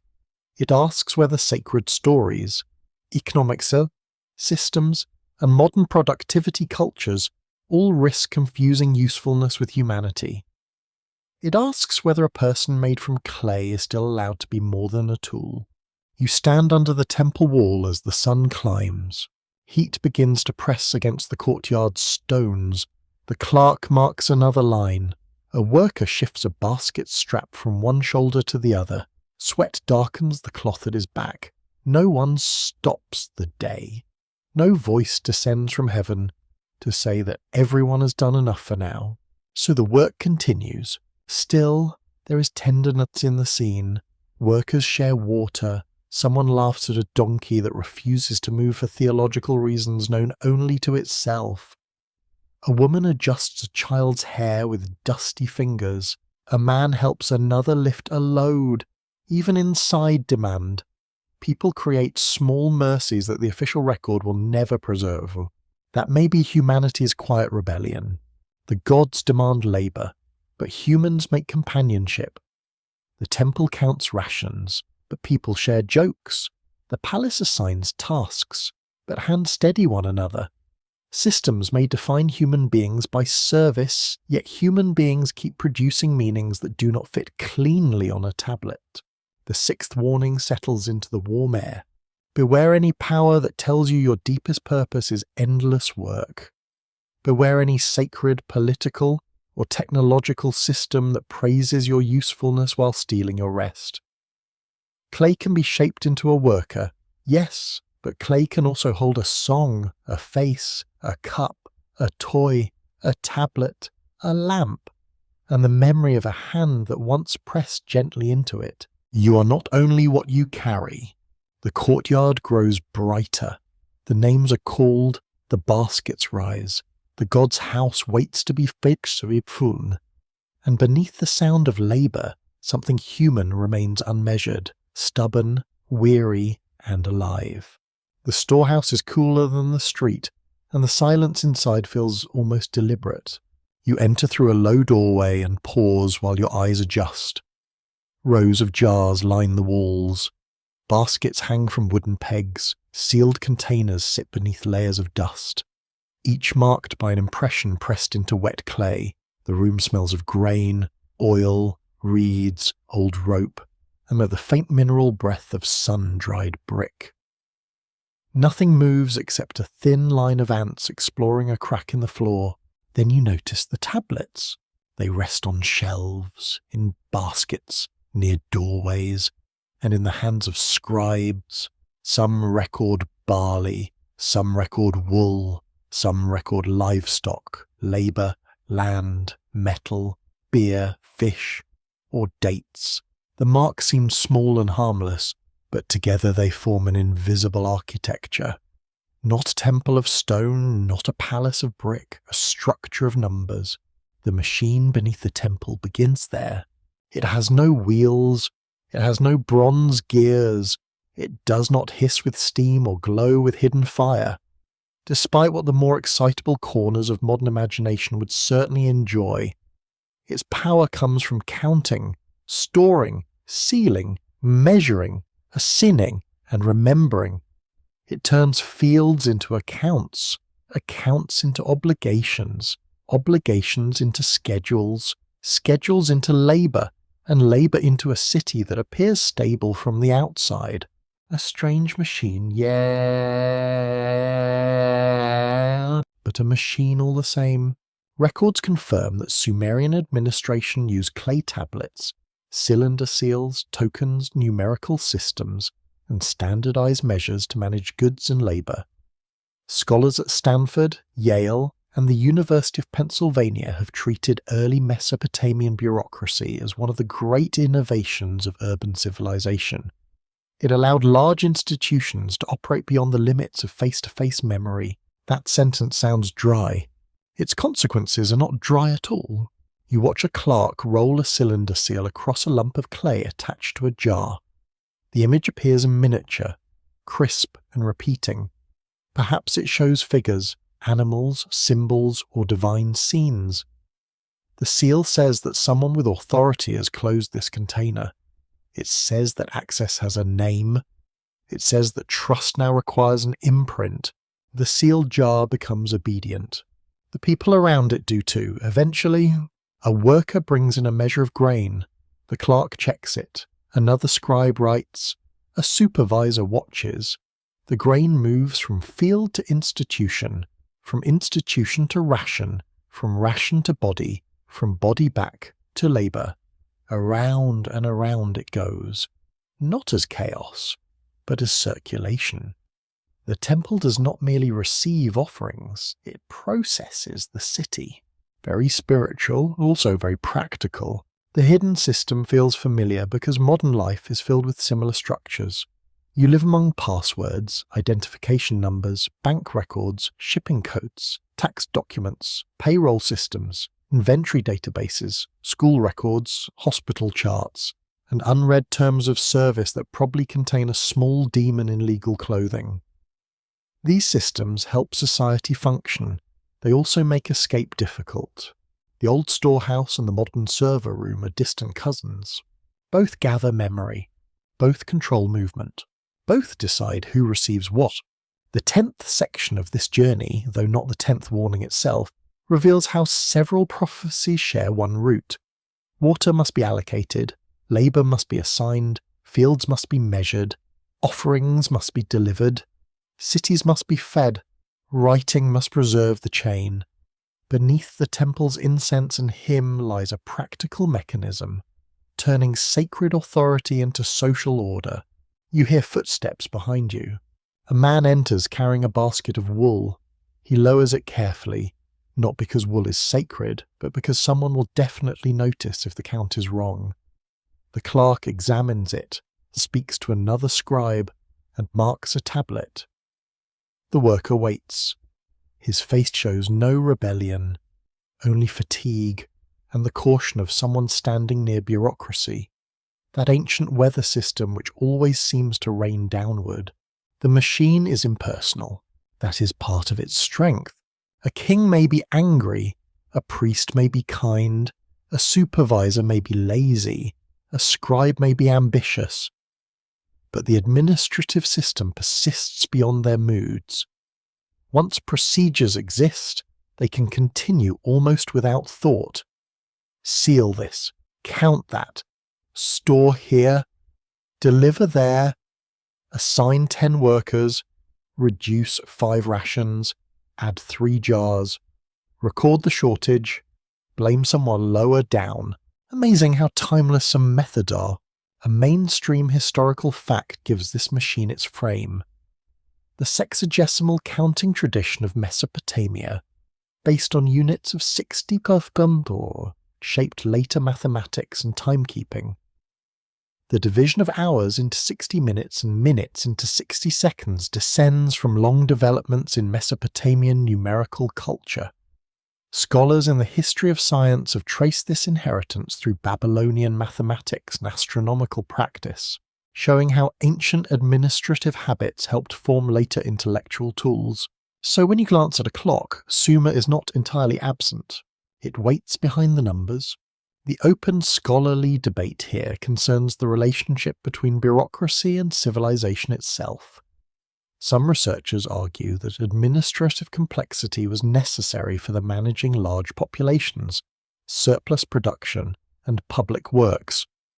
Others warn that bureaucracy also created inequality, surveillance, and coercive labour systems. The tension remains unresolved because both claims are true enough to be uncomfortable. Without administration, the city may fail. With too much administration, the person may disappear. You move toward a corner where older tablets have been stacked. Some are chipped, some are sealed in clay envelopes, a few are broken beyond easy reading. Their silence is not empty. It is crowded with transactions that once mattered terribly. A missing goat, a delayed delivery, a ration issued, a field boundary noted, a worker absent, a debt acknowledged. So much life reduced to marks. Yet those marks also keep voices from vanishing entirely. The machine that controls people also preserves traces of them. Names of workers, women, children, officials, gardeners, shepherds, brewers, weavers, and slaves survive because the system needed to count them. The archive is both a net and a lantern. It catches, it illuminates, it does not ask permission. A quirky fringe tidbit often imagines ancient temples as hiding physical engines, power plants, or advanced devices misunderstood by modern scholars.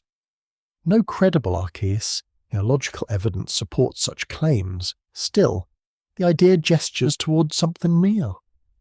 Temples did contain engines of a sort, but they were institutional, not mechanical. Their moving parts were tablets, seals, storerooms, fields, officials, workers, and belief. The fuel was grain. The pressure was obligation. The output was order. You stand near the doorway again, and outside light burns white on the street. Inside, the storehouse remains dim, patient, and cool. The scribes continue their work with small movements. A stylus presses, lifts, presses again. The sound is barely audible, yet it feels like the clicking of a hidden mechanism. The prophecy within this system is subtle. It warns that any civilization able to measure everything may begin to value only what can be measured. Grain is easy, wool is easy, labour days are easy, rations are easy. A person's grief, skill, loyalty, exhaustion, humour, fear and private hope are much harder to fit into columns.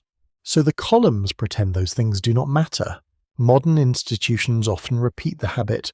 A school becomes scores, a hospital becomes charts, a workplace becomes performance metrics, a citizen becomes data, a neighbourhood becomes a planning zone. Each simplification may be useful, each loses something.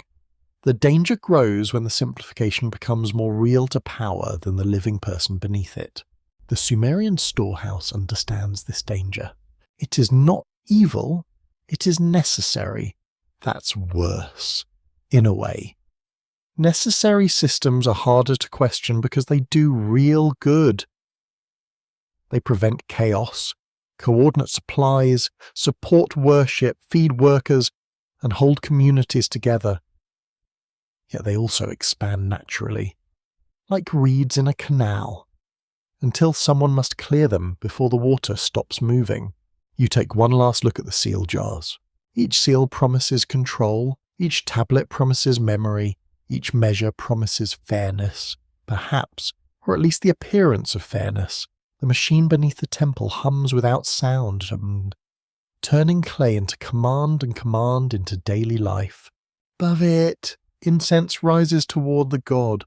Below it, workers wait for rations. Between them, the scribes keep writing, calm as moonlight, building a world from numbers that still has not stopped counting us. At the edge of the settled land, the road thins into dust and animal tracks. You leave the last houses behind and walk toward the marshes, where reeds grow taller than a person and the water hides its depth beneath green shadows. The air smells of mud, fish, rotting plants, and warm feathers. Insects tremble above the pools. Somewhere unseen, Wings beat against the reeds, and a creature slips into the water with a sound too soft to name. Here, the city's confidence weakens. Boundaries blur in places like this. Land becomes water. Water becomes grass. Paths vanish. Voices are swallowed by damp air. A person raised among walls, tablets, markets, and temple courtyards may feel that the world is losing its proper shape. In such landscapes, the imagination does what it has always done. It fills uncertainty with beings. The seventh warning rises from the edge. Sumerian and wider Mesopotamian stories are full of strange beings who move between categories. Some are divine servants. Some are protective spirits. Some are monsters of chaos. Some have human faces, animal bodies, wings, claws, horns, scales, or features that do not politely remain in one species. They guard gates, threaten heroes, haunt wilderness, serve gods, and appear where order meets danger. The boundary is never empty. Records confirm that Mesopotamian art and literature include hybrid figures such as lion-headed eagles, human-headed bulls, scorpion beings, and other composite forms. Scholars at the Metropolitan Museum of Art, Harvard, and Oxford have studied these creatures as symbols of protection, divine power, kingship, cosmic boundaries, and controlled terror. They are not random fantasies. They are carefully shaped images of forces that exceed ordinary life. You stand among reeds and feel why they mattered. A water bird cries suddenly, harsh and lonely. Your foot sinks into black mud. The sun flashes across channels between the reeds, then vanishes behind seed heads. A fisherman's narrowboat slides past, guided by a pole. He does not speak. He knows this place better than you do, and even he keeps his eyes moving. The city has laws, the marsh has moods. The warning hidden inside these hybrid beings is not that monsters literally wait beyond the fields. The deeper message is that civilization is always nervous about mixtures it cannot control. Animal and human, wild and domestic, divine and mortal, natural and artificial, living and made. These crossings fascinate people because they promise power, but they also threaten the categories that make the world feel safe. A lion is one thing, a man is another. A lion man asks a difficult question. The ancient imagination did not need laboratories to fear unnatural combinations. It lived among animals, storms, disease, birth defects, dreams, trance, ritual masks, and the frightening cleverness of predators. It watched how bodies could change through illness, age, hunger, childbirth, and death. The line between forms was visible, but not always reassuring. A creature with mixed features could embody the anxiety that life is less orderly than society pretends. Modern people understand that anxiety differently. Today, boundary crossing appears through genetic engineering, artificial organs, animal research, synthetic biology, robotics, and artificial intelligence systems trained to imitate human speech, sight, and judgment. Some of this work saves lives, grows knowledge, and may reduce suffering. Some of it raises questions that no temple scribe could have phrased. Although he might have enjoyed the paperwork, the old monster has entered the laboratory. An open scholarly debate surrounds the meaning of Mesopotamian hybrid beings. Some researchers interpret them primarily as protective figures, placed at thresholds to repel evil. Others emphasize their role as embodiments of chaos, divine authority, or cosmic zones beyond normal settlement. The debate matters because a single creature can guard and threaten at once. Ancient images rarely behave like simple labels are. A guardian can be frightening. That is often the point. You imagine a city gate at twilight. Two colossal figures stand there, carved or modelled to overwhelm the viewer. Their bodies combine strength, wings, animal force, and human intelligence. They do not welcome casually. They declare that this threshold is watched. Anyone passing between outside and inside must feel the weight of unseen authority. That feeling survives in modern places too. Security cameras stare from ceilings. Biometric scanners read faces. Warning signs guard restricted rooms. Laboratories have sealed doors, codes, locks, gloves, white lights, and rules written in careful language. The monsters are cleaner now. They have badges, protocols, and emergency showers. Still, they stand at thresholds where power and danger meet. Very tidy monsters. Really? A quirky fringe tidbit often attaches to Mesopotamian hybrid figures through claims that they record ancient genetic experiments or memories of real engineered creatures. Serious scholarship does not support that claim, yet the rumour lingers because the images are undeniably strange, and because modern science has made old symbolic fears feel newly physical. When humans can edit life, ancient monsters stop feeling entirely metaphorical. That does not prove the fringed tale. It explains its grip. The seventh prophecy is not a prediction of one experiment, one machine, or one creature. It is a warning about crossing boundaries faster than wisdom can follow. The Sumerian world placed hybrid beings at edges because edges are dangerous. Edges are where rules weaken. Edges are where trade happens. Disease enters, strangers arrive, animals raid, armies approach, and the familiar order must negotiate with what lies outside. Every civilization has edges. Some are geographical, some are moral, some are technological. You walk farther into the maw. The reeds brush your arms with a dry whisper. Dragonflies hover like fragments of blue metal. The water reflects the sky in broken pieces. Beneath the surface, fish move through roots and shadow. You sense how easy it would be to disappear here. Not violently, just completely. As if the landscape had absorbed your name. No wonder stories grew teeth. The Mesopotamian hero often meets danger beyond the ordered city. Wild men, forest guardians, divine beasts, and distant mountains test human ambition. The wilderness becomes a mirror where civilization sees both its courage and its arrogance. To defeat a monster may bring fame, but it may also disturb a balance older than the city itself. That lesson is unusually relevant. Modern civilization often treats boundaries as obstacles to conquest. If a gene can be edited, edit it. If a mind can be modelled, model it. If an ecosystem can be altered, alter it. If a body can be enhanced, enhance it. Some changes are compassionate, some are reckless. Most arrive wrapped in promises, budgets, and very confident presentations. The ancient warning asks for humility. It asks whether humans can create or transform life without turning wonder into domination. It asks whether protection can become control. It asks whether beings made at the edges will remain servants, symbols, tools, or something less obedient. It asks whether every threshold should be crossed simply because a door exists. You pause near a pool where the water is still. For a moment, your reflection looks broken by reeds, insect, and ripples. Your face merges with sky, mud, and movement. You become composite in the water, partly human, partly landscape, partly shadow. The effect is small, but unsettling.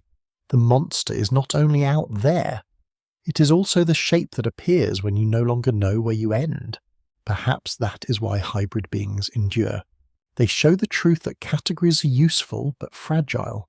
Human beings are animals with stories. Cities are mud with ambition. Gods are power-given faces. Machines are tools that borrow intention. Archives are memory without mercy.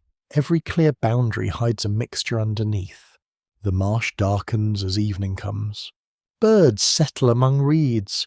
The fisherman returns toward the city, his boat cutting a narrow path through reflected fire. Far away, temple lamps begin to glow. Between the lamps and the marsh lies the threshold where stories gather, where guardians stand, where monsters warn, and where civilization remembers that not everything outside the wall is empty. The seventh warning remains at that edge. Be careful with what you combine. Be careful with what you summon to protect you. Be careful with powers that wear many forms, because mixed things can serve more than one master. And when the reeds whisper in the dark, perhaps they are not naming a monster at all, but reminding you that the world was never as neatly divided as the city claimed. The moon rises over the city like a pale bowl lifted from dark water. You stand in a courtyard where the evening has cooled the bricks beneath your feet. The day's heat still lingers in the walls, but the air has softened. A lamp smokes near a doorway. Someone has placed herbs beside a small household shrine, and their scent mixes with wax, dust, and cooked barley. Above the roofs, the moon grows brighter, slow and watchful. Time has entered the sky. The eighth warning belongs to the moon, the calendar, and the invisible cycles that begin to govern human life. In Sumer and the wider Mesopotamian world, the moon was not a decoration placed above the night for atmosphere, although it performs that job beautifully. It measured months, shaped festivals, guided a ritual timing, and helped societies organize labour, offerings, debts, and expectation. A silver clock, if you like. Records confirm that Mesopotamian calendars were lunar in structure, with months beginning around the appearance of the new moon and adjusted by intercalation to keep ritual and agricultural time aligned. Scholars at Oxford, Yale, and the University of Chicago have studied how calendars shape temple life, administration, and royal authority. Time was not merely observed, it was managed. You feel the difference. A natural cycle becomes a social command. The moon waxes and wanes, but the city turns that motion into schedules. Certain days become favourable, certain days become dangerous. Offerings happen at appointed moments. Workers appear when expected, debts come due, festivals gather crowds, the heavens provide rhythm, and institutions turn rhythm into obligation. The moon measures fate, but people collect the payments. In the courtyard, a famine sits beneath the night air. A child points at the moon. An older woman names its shape with quiet certainty. She has seen it return through seasons of birth, illness, harvest, mourning, and marriage. For her, the moon is memory made visible. It reminds the body that life moves in circles, not only lines. That is gentle. Yet another version exists. In the temple archive, the month is not merely beauty, it is a unit. It orders deliveries, wages, rituals, and records. It tells a household when obligations must be met. It places human stress inside repeating forms. The cycle comforts those who feel held by it, but constrains those who fall behind. The moon returns. So does the debt. This is the unsettling heart of the eighth warning. Once time is divided and recorded, life can be organized beyond the present moment. That brings planning, fairness, festivals, agriculture, and memory. It also creates deadlines, arrears, penalties, interest, labour periods, and the kind of anxious counting that visits people at night when they should be sleeping. Ancient people knew that feeling. They may not have checked glowing calendars at midnight, which was merciful of history, but they knew due dates. They knew seasonal pressure. They knew obligations bound to lunar months. They knew that a household could prosper in one cycle and struggle in the next. The moon was beautiful, but not sentimental. A mainstream historical fact deepens this scene. Mesopotamian economic life included loans, interests, pledges, and debt obligations recorded on clay tablets, and some rulers issued debt relief measures to restore social balance. Scholars at Harvard and Yale have examined these acts, often called clean slate traditions in modern discussions, as evidence that debt could threaten households and social order. The ancient world understood that numbers could grow teeth. A promise can become a trap. You walk toward a doorway where a debtor meets a creditor in low conversation. Their faces are hard to read in the lamplight. Perhaps the matter is simple. Perhaps grain was borrowed before harvest. Perhaps a field, animal, or family member stands behind the agreement. A scribe waits nearby because no discomfort is complete without documentation. The moon watches with perfect neutrality. An open scholarly debate surrounds the meaning and frequency of royal debt cancellations in Mesopotamia. Some scholars view them as genuine efforts to restore economic balance and prevent families from falling into permanent bondage. Others emphasize their political function, seeing them as royal gestures that strengthened authority and reset obligations without changing deeper inequality. Both readings may be partly true, because mercy and power often share the same chair. The cycle turns. The king announces release. The system begins again. That pattern is important. Debt relief does not end the counting culture. It resets it. The fields are planted again. Loans are made again. Months pass again.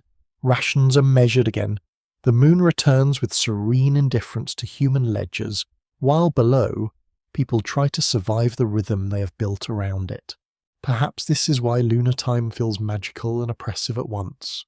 It is soft light over sleeping roofs. It is also an accounting period. It is romance, ritual, pregnancy, tide, festival, dream, and due date.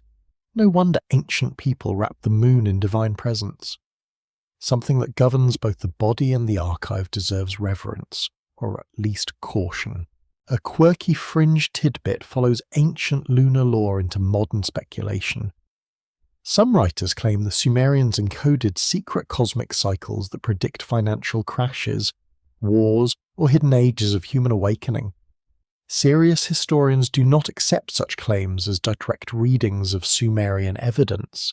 Yet the urge is familiar. People still look for cycles in markets, politics, climate, disease, and culture, hoping repetition will make the future less frightening. Humans adore patterns. They especially adore profitable ones. The eighth prophecy is not that the Sumerians predicted modern finance or digital calendars. It is subtler than that. It warns that when time becomes a grid, human life can be trapped inside the grid. The moon's cycle once helped communities coordinate with the heavens. Modern cycles coordinate bills, pay periods, subscriptions, school terms, quarterly reports, election seasons, product launches, and endless reminders that arrive with cheerful cruelty. Your calendar does not hate you. It simply has no soul. You look again across the ancient courtyard. A woman pours water from a jar. A man ties a cord around a bundle. 2 children sleep near the threshold. Unaware of contracts, months, omens, or cosmic order, for them, the moon is just light. For the adults, it carries memory and pressure. That difference is the beginning of civilization. Children live in moments until systems teach them cycles. Planting time, harvest time, payment time, festival time, work time, mourning time. The structure can give life shape. Without it, community becomes difficult. But when the structure hardens, people begin to feel that time belongs to someone else. In Sumer, this belonging could be sacred. The god of the moon, honoured in cities such as gave celestial order a divine face. Rituals tied the city to heavenly rhythm.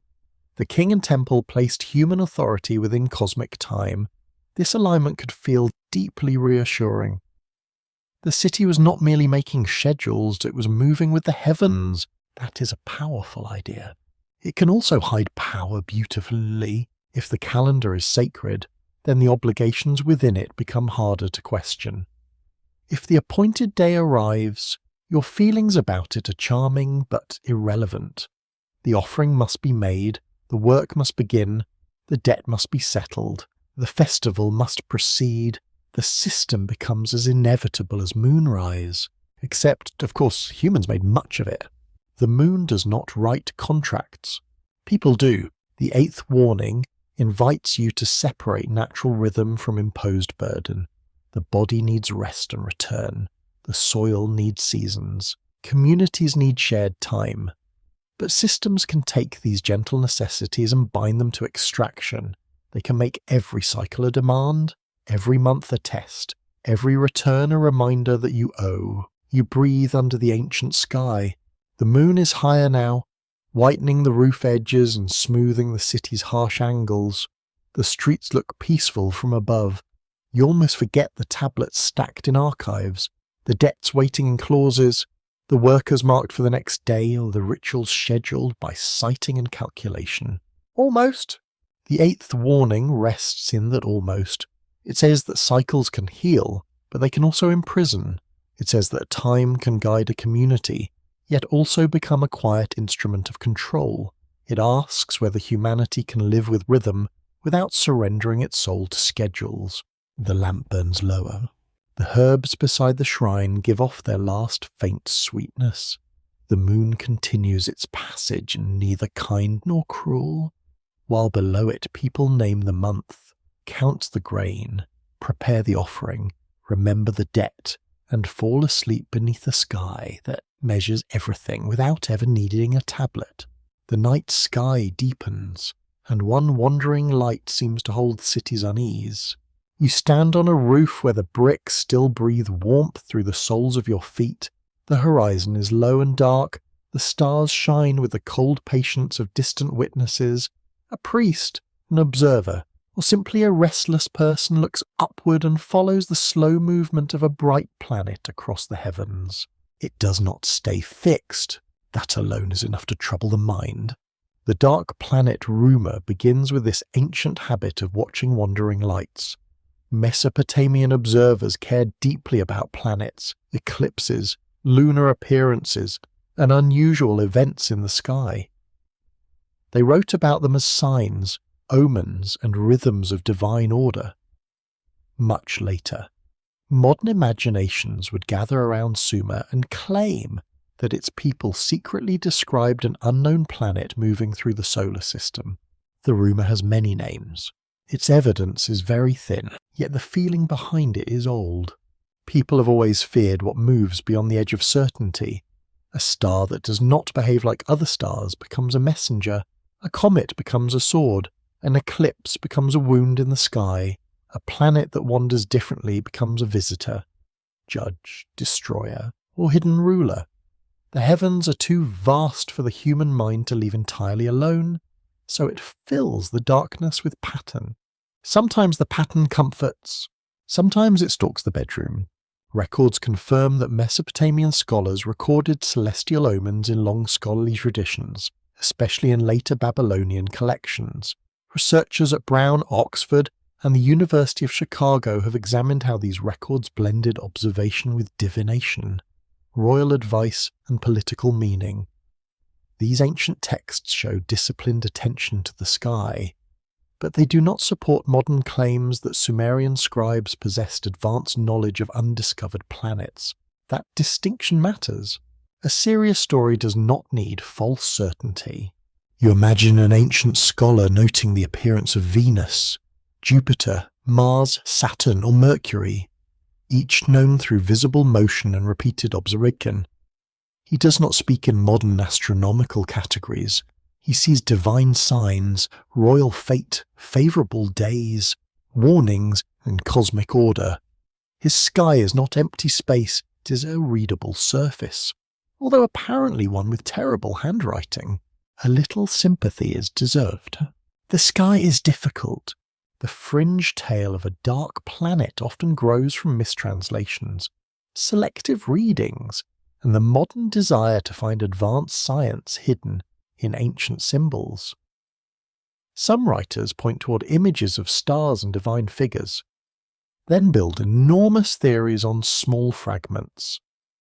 Professional Assyriologists usually respond with the calm despair of people asked, yet again, whether every ancient circle is a planet. It is not. Still dismissing the rumour too quickly would miss its emotional power. The dark planet functions as a modern omen. It gathers fears of disaster, hidden knowledge, elite secrecy, cosmic cycles, and civilization's vulnerability to forces beyond control. It is less a historical fact than a dream object. It is a shadow cast by modern anxiety onto ancient clay. That makes it useful in another way. The Sumerian world did not predict a hidden planet returning today, but its sky traditions reveal how human societies respond when they believe danger may be approaching from beyond ordinary sight. Someone watches, someone interprets, someone warns, someone profits from the warning, someone laughs too early, someone panics too late. This pattern is older than astronomy and younger than your latest news feed. The ninth skyward rumour becomes a meditation on uncertainty. You hear the rooftop silence around you. A clay cup sits beside the observer. The smell of sesame oil and dust rises from nearby houses. Below, the city sleeps in layers of breathing, whispering, dreaming bodies. Above, the wandering planet continues on its path, neither explaining itself nor caring about interpretation. That indifference is powerful. The heavens do not correct our stories, they simply continue. An open scholarly debate surrounds how much ancient celestial omen literature relied on repeated empirical observation compared with inherited symbolic associations. Some historians stress that systematic watching allowed pattern recognition across generations. Others note that many omens preserve analogical or traditional meanings that cannot be reduced to observation alone. The debate reminds you that the ancient sky was both watched and imagined. Modern science separates these tasks more carefully. Modern culture does not always follow. A strange object appears in a telescope, a signal behaves oddly, an asteroid passes near Earth, a spacecraft sends back unusual data, or a rumour spreads through social media. Immediately, the ancient machinery wakes inside modern minds. What does it mean? Who knew first? What are they hiding? Is it dangerous? Has this happened before? Is there a cycle? Is the old world returning? The questions move faster than evidence. The dark planet rumour thrives in that gap. It promises a secret timeline, a periodic catastrophe, a missing chapter of human history, and a reason why the ancients were wiser than modern experts. That is a seductive package, very tidy, very cinematic, and extremely convenient for people selling certainty by the bucket. Yet beneath the exaggeration lies a real human wound. The universe is enormous, and we are small.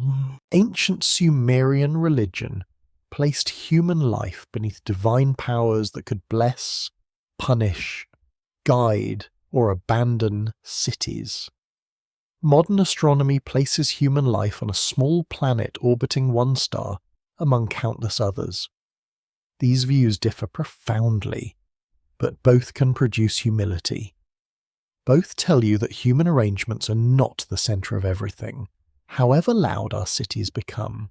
The dark planet, as rumour, twists humility into dread, but humility itself is wise. You look again at the horizon. A faint haze lies over the river plain. The wandering light has shifted, barely, but enough for trained eyes. It will rise and set according to cycles that long outlast any ruler. No king commands it, no scribe edits it, no temple owns its path. Although temples may certainly claim interpretive rights, because institutions do enjoy being helpful like that. The sky remains beyond ownership. That is the quiet truth. A mainstream historical fact anchors this wider reflection. Mesopotamian astronomical records later contributed to mathematical astronomy, including methods for predicting lunar and planetary phenomena.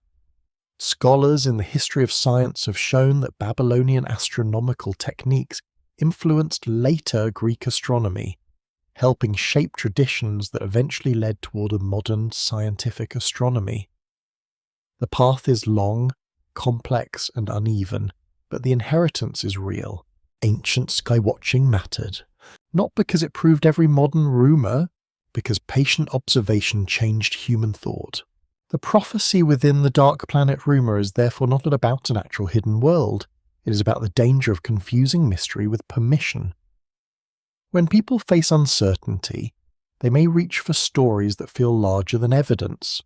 Those stories can become communities, movements, markets, fears, and decisions. A false planet can still move real people. That should give anyone pause. You can see this in every age.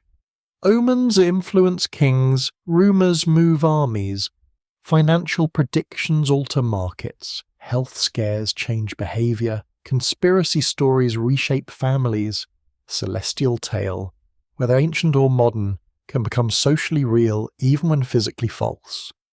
It does not need to exist in the sky if it exists powerfully enough in the mind. The observer lowers his tablet. Perhaps he has recorded a simple appearance. Perhaps he has copied an omen inherited from older scholars. Perhaps he has merely looked up and felt that particular ache humans feel beneath stars, when the known world seems both precious and terribly exposed. You share that ache. It is gentle but deep. The dark planet warning asks you to honour mystery without surrendering reason. It asks you to look at ancient texts with wonder, but not force them to say what they do not say. It asks you to notice how fear travels through symbols, how rumours borrow authority from antiquity, and how the unknown sky can become a screen for every unfinished dread on Earth. The rooftop grows cooler. The city below remains unaware of your thoughts. Somewhere, a baby cries and is hushed. Somewhere, a night guard shifts his weight beside a gate.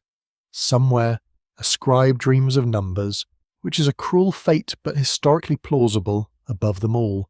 The wandering lights continue their old procession. No hidden planet needs to arrive. The warning has already arrived through us. It lives in the way we fear unseen cycles, secret disasters, and knowledge kept by others. It lives in the way we search ancient clay for tomorrow's doom.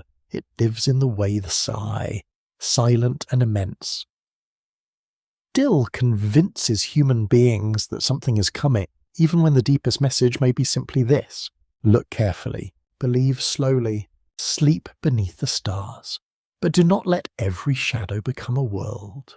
The chamber is lit by one lamp, and the flame leans whenever someone breathes. You sit near a low table where tablets have been arranged in careful groups. Some concern stars, some concern animals, illness, dreams, births, storms, and strange events that entered the world badly explained. The air smells of oil smoke, clay dust, wool cloaks, and the dry sweetness of reed stacked against a wall. Outside, the city has grown quiet, but this room remains alert. Here, uncertainty is being sorted. A diviner studies a mark, a pattern, a report, or an omen copied from older hands. He does not merely ask what happened, he asks what it means. That question is his trade, gives him a place near power, because rulers, priests, merchants, and families all want guidance when the future stands behind a curtain. No one enjoys a curtain, especially kings. Ancient Mesopotamian divination took many forms, including celestial omens, dream interpretation, birth omens, oil omens, smoke signs, and the reading of animal entrails in later traditions. The Sumerian roots of this world are tangled with later Akkadian and Babylonian developments, yet the broader Mesopotamian pattern is clear. Signs were gathered, classified, copied, and interpreted within learned traditions. Records confirm that omen collections became large and sophisticated in Mesopotamia, preserving observations and interpretations across generations. Scholars at Yale, Chicago, Oxford, and the University of Pennsylvania have studied these texts as part of ancient knowledge systems, not merely as superstition. They reveal a civilization trying to make uncertainty manageable through archive, training, and method. The diviner is not guessing randomly. He is guessing professionally. That is progress, apparently. You watch him trace out a line on the tablette with his finger. His nail is dark with clay. The lamp makes his face appear older than it is. He has learned formulas and correspondences. If the moon appears in a certain way, something follows. If a strange birth occurs, it may signal danger to the land. If oil spreads in a particular shape on water, the sign can be read. The world is full of messages. If one has the courage and salary to read them, a modern mind may resist this. Then it opens the forecasting dashboard. The comparison is not perfect and it should not be flattened into mockery. Modern prediction uses mathematics, statistics, sensors, experiments, computing, and peer review. Ancient divination used analogy, tradition, observation, and sacred interpretation. The tools differ profoundly, yet the social position can resemble itself across time. Both diviner and analyst stand between raw signs and human decision. The sign is confusing. The interpreter speaks. Power listens. This is where priests of the algorithm enter the old room. In your own world, prediction systems help shape loans, policing, hiring, insurance, advertising, medical risk, logistics, markets, weather response, and personal recommendations. Some improve life in visible ways. Some quietly sort people into categories they never chose. Some produce answers so complex that even their builders must speak carefully about what is happening inside. A black box is just an oracle with better lighting. The 14th movement of the story is not another prophecy, but a mirror placed beneath several of them. The ancient diviner and the modern prediction system both draw authority from pattern. A pattern appears in past signs, a future is suggested, a decision follows. The danger begins when the suggestion becomes destiny. You feel the chill in that. A person is no longer a person, but a risk category. A city is no longer a city, but a vulnerability score. A worker is no longer a worker, but a productivity curve. A patient is no longer a patient, but a probability. Patterns help, but they also compress life. The diviner's tablet and the algorithm's model both risk mistaking the map for the living road. An open scholarly debate surrounds ancient Mesopotamian divination as a form of rational inquiry. Some scholars argue that omen traditions show systematic classification and careful preservation of correlations, forming an early intellectual method. Others emphasize that the meanings remained theological, symbolic, and bound to royal ideology. The debate is valuable because it refuses to treat ancient thinkers as fools or modern categories as universal. They were not stupid, they were different, and perhaps less different than we prefer. The chamber grows quieter.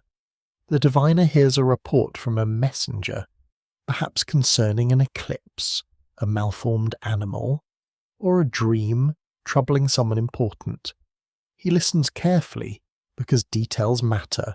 Was the sign seen at dawn or night? In which direction? By whom? Under what circumstances? A careless report could lead to a careless reading, and a careless reading could disturb a palace. Interpretation carries consequences. So does prediction today. A model can redirect resources, flag a person for review, raise prices, deny access, prioritize one group, ignore another, or encourage decisions that feel objective because numbers are involved. Numbers are useful. They are not innocent. They inherit assumptions from the people, institutions, and histories that shape them. Even clay tablets had bias. They recorded what institutions cared to count. A quirky fringe tidbit sometimes claims that Sumerian priests possessed secret technologies of prediction, perhaps inherited from lost civilizations or heavenly teachers. No credible evidence supports such claims, yet the fantasy points towards something real enough. Mesopotamian scholars did build vast traditions of structured prediction, and they did hold specialized knowledge that ordinary people could not easily inspect. That alone can feel magical from the outside. Expertise often does. The modern algorithm carries a similar aura. It speaks in scores, outputs, rankings, models, and recommendations. Its language can intimidate. Its conclusions may appear neutral because no human face is visible. But invisibility is not neutrality. The ancient diviner at least had a beard, a lamp, and someone to blame when the omen went poorly. The algorithm often hides inside systems, policies, contracts, and interfaces. Very convenient for everyone except the judged. The old warning asks who interprets the signs, who benefits from the interpretation, and who is allowed to challenge it. In a Sumerian court, a ruler might consult experts before a campaign or ritual action. In a modern institution, leaders may consult predictive systems before decisions affecting thousands. The form changes. The ethical question remains stubborn. Can prediction serve wisdom without becoming domination? Can uncertainty be reduced without pretending it has vanished? Can a pattern guide without imprisoning? You sit still as the lamp burns lower. The diviner presses a new sign into clay, perhaps adding one more case to a growing tradition. He believes he's preserving knowledge. He may be right. He also preserves the authority of those trained to use it. Knowledge and power share the same mat, quietly, like guests who arrive together and refuse to leave separately. That is not a scandal. It is a condition. The city outside depends on interpreters. Farmers read clouds, midwives read bodies, merchants read faces, scribes read tablets, priests read signs, rulers read danger, sometimes badly. Every society survives by turning uncertainty into action. The question is not whether interpretation can be avoided, it cannot. The question is how humble interpretation remains once people begin obeying it. Humility is a rare technology. Ancient diviners sometimes advise ritual responses to ominous signs. The future was not always fixed. A bad omen could be countered with ceremony, substitution, offering, or precaution. That detail matters. Even in an omen-rich world, fate could be negotiated. Signs warned, but they did not always seal. Modern prediction should remember that a risk score should not become a sentence. A forecast should not become surrender. A model should not replace judgment, compassion, or responsibility. The old diviner, for all his strangeness, knew that signs demanded response. They were invitations to act within uncertainty. The lamp flickers again. A moth circles the flame and makes several questionable decisions, which feels thematically appropriate. The diviner covers one tablet with another to protect the surface. Somewhere in the dark, a dog barks near a gate. The future remains outside the room, refusing to become fully visible. Key. The priest of the algorithm has not conquered that refusal. No one has. The 14th warning, wrapped in this quiet comparison, settles gently over the night. Beware those who claim to remove uncertainty completely. Beware system that translates signs into commands without room for mercy.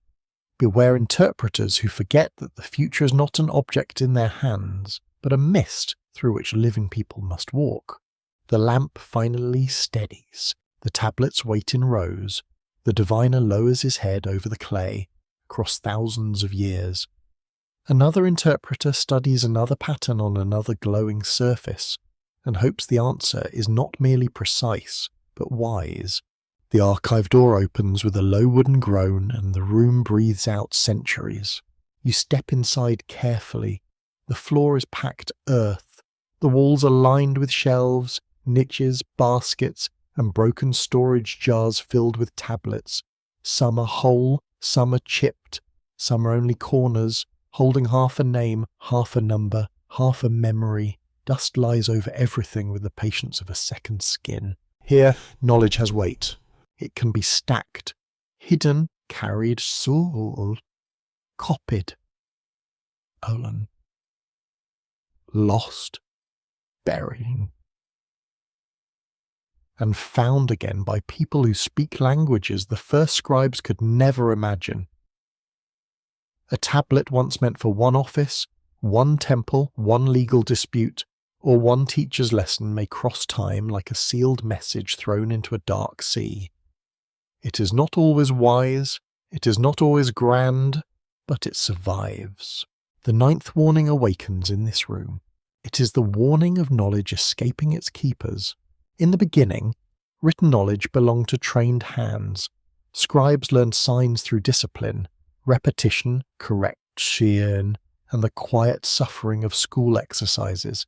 Temples, palaces, and wealthy households depended on them.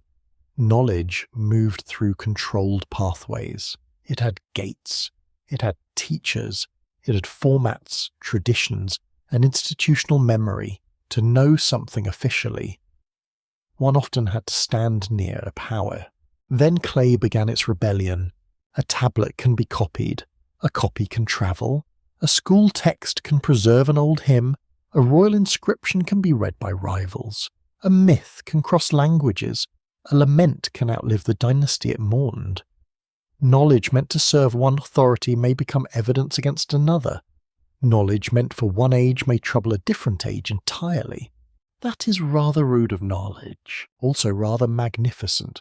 Records confirm that Mesopotamian scribal culture preserved literary, legal, mathematical, medical, lexical, and administrative texts across many centuries. Scholars at Yale, Oxford, and the University of Chicago have studied how tablets move through schools and archives, carrying traditions far beyond their original settings. Ancient knowledge did not remain frozen in one city. It was copied, adapted, translated, inherited, and sometimes misunderstood with impressive confidence. You pause before a shelf of teaching tablets. They are small, handled, and worn. On one side, a teacher has written signs. On the other, a student has copied them. The student's version may be clumsy, uneven, and full of tiny disasters, yet it carries the future.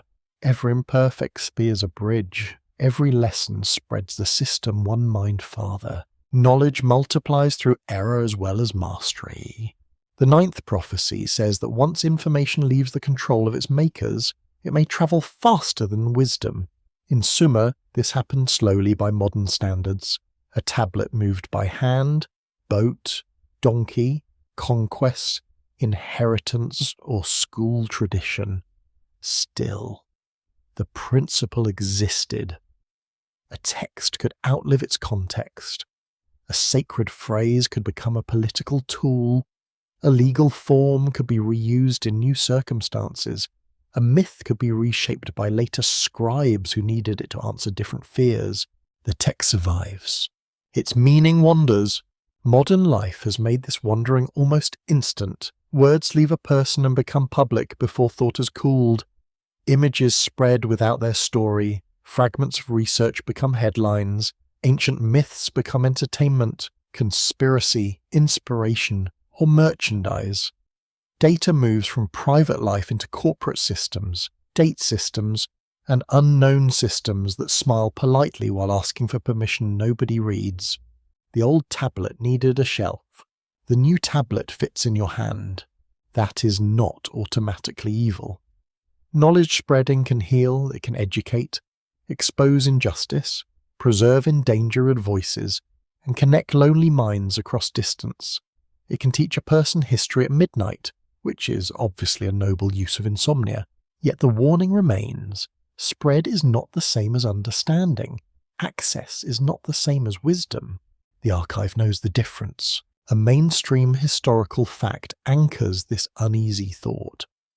The recovery and translation of cuneiform in the 19th and 20th centuries transformed knowledge of ancient Mesopotamia, revealing thousands of texts that reshaped modern understanding of law, literature, religion, science, and early urban life.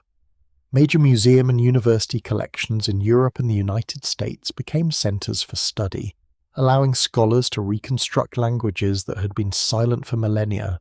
The dead began speaking through scholarship, but not all listeners heard the same thing.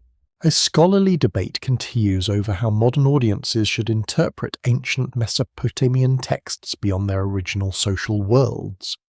Some researchers emphasize careful philology, archaeological context, and comparison between manuscripts. Others study how these texts gain new meanings through reception, popular culture, nationalism, esoteric traditions, and digital circulation. The debate matters because ancient knowledge is never simply discovered. It is also translated into modern desire. And modern desire is not exactly shy. You stand near a broken tablet carrying a mythic passage. A trained scholar might see grammar, genre, scribal tradition, and variant readings. A fringe writer might see secret technology. A poet might hear grief. A politician might search for origin. A believer might find revelation. A bored teenager might see mud with scratches and ask whether lunch is soon. All are encounters. Not all are equal. The ninth warning asks who is responsible when knowledge becomes detached from care. A medical formula without context may harm. A ritual phrase without its world may become theatre. A myth without humility may become false history. A scientific finding without explanation may become panic. A fragment without caution may become a prophecy. This matters because fragments are powerful. They invite completion. The human mind dislikes broken edges. Show it half a Surrey, and it builds the rest. Show it an ancient symbol, and it asks what was hidden. Show it a list of strange gods, and it imagines a system. Show it enormous rains, flood traditions, celestial omens, hybrid beings, and creation from clay. And it begins to feel that a secret is near. Perhaps a secret is near. Perhaps the secret is our own hunger for pattern. A quirky fringe tidbit clings here with unusual strength. Some modern online communities claim that Sumerian tablets contain suppressed prophecies about artificial intelligence, hidden planets, genetic manipulation, or the return of ancient rulers. Professional scholarship does not support these claims as direct translations, yet the fascination reveals something important. Ancient texts have escaped the museum case. They now live in videos, forums, novels, games, arguments, dreams, and late-night searches. The tablets have become restless. Knowledge has left the archive. You move toward a table where a curator's lamp falls across several fragments. The light is gentle, almost intimate. Each piece of clay is labelled, studied, photographed, catalogued, and compared. Modern care surrounds ancient breakage. That care is beautiful. It is also fragile. Outside the scholarly room, meanings multiply faster than corrections can follow. This is the modern echo of the ninth prophecy. Information no longer travels by donkey. It floods. A claim appears. 1,000 people repeat it. A correction follows, smaller and later, wearing sensible shoes and carrying documentation nobody invited to the party. The false version glitters because it is simple. The careful version asks for patience. Patience is not the internet's favourite vegetable. Still, patience is what the tablets require. Clay teaches slowness. It must be shaped before it dries. It must be read sign by sign. It must be placed beside other texts. A broken word may change an interpretation. A missing corner may prevent certainty. Ancient knowledge punishes haste, not loudly but deeply. It allows the impatient person to become confidently wrong. That is a very old curse. The ninth warning is not against the spreading of knowledge. It is against the separation of knowledge from responsibility. Sumerian scribes knew that learning required apprenticeship. Modern societies often pretend that access alone is enough, but information without context can become weapon, superstition, vanity, manipulation, or noise. Wisdom requires slower handling. The archive grows still around you. Dust floats in the lamplight like tiny fragments of time. Somewhere outside, as the city's imagined noise has faded into darkness. Inside, the tablets keep their silence. But it is not empty. It is the silence of things that have already said too much to be safely ignored. The final warning awakens softly. Knowledge wants to move. Power wants to keep it. People want to use it. Memory wants to survive. Meaning wants to change. Between these desires, humanity stands with clay on its hands and fire in its mind, still learning how to carry truth without burning the house down. The lamp tremble once, the shelves remain patient, and the broken tablets wait for every future reader to decide whether knowledge will become wisdom or merely another flood with sharper signs. The city does not sleep easily when ambition has learned to count. You feel it in the streets at night. After the market noise has faded and the temple lamps burn low, the air is thick with warm dust, old smoke, and the stale sweetness of beer left in cups. Behind closed doors, people murmur over rations, debts, repairs, marriages, sick children, and the next day's demands. Even in darkness, the city keeps thinking. Rest becomes thin here. Not absent, but interrupted. The great cities of Sumer were not merely crowded settlements beside useful rivers. They were competing powers, each with its god, ruler, fields, canals, storerooms, scribes, walls, alliances. And memory of insult, city fought city. One ruler rebuilt a temple, another seized land, another boasted a victory in an inscription that naturally presented events in the most flattering possible light. Ancient propaganda had excellent posture. Records confirm that Sumerian city-states engaged in recurring conflicts over territory, irrigation, tribute, and prestige. The long dispute between Lagash and Umma, known from inscriptions and boundary records, is one of the earliest documented territorial conflicts in world history. Scholars at Harvard, Chicago, and the University of Pennsylvania have studied these records as evidence for how early states mixed law, religion, warfare, and land management. The conflict was not only about pride, it was about fields and water. You imagine a ruler standing before his officials, listening to reports.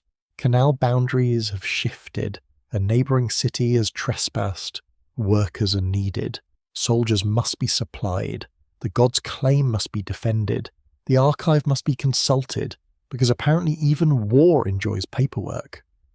The room is lit by oil lamps, and every face reflects calculation. Ambition rarely arrives alone. It brings logistics.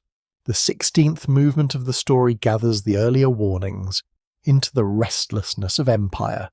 Water, land, labour, writing, calendars, divination, and city hunger all converge when power expands. A city that can feed itself wants security. A city with security wants influence. A city with influence wants tribute. A city receiving tribute wants more reliable tribute. Soon, the walls that once protected a community become the base of a larger reach. Expansion pretends to be safety. Sometimes it is. Often it becomes appetite-wearing armour. You walk along a city wall before dawn. The bricks are cool under your palm. Beyond the gate, the plain lies grey and flat, waiting for light. Watchmen lean on spears, their eyes heavy. They have spent the night listening for movement beyond the fields. Perhaps nothing comes. Perhaps messengers come. Perhaps the enemy comes. The uncertainty itself is tiring. A society can lose sleep before it loses a battle. This is the hidden pattern. As cities grow more complex, they require constant attention.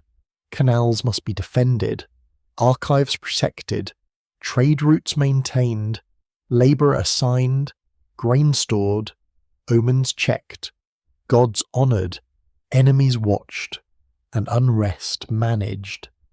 The system becomes powerful, but power increases the number of things that can go wrong. That is the tax of complexity. Modern empires and states understand this tax with uncomfortable intimacy. Supply chains cross seas.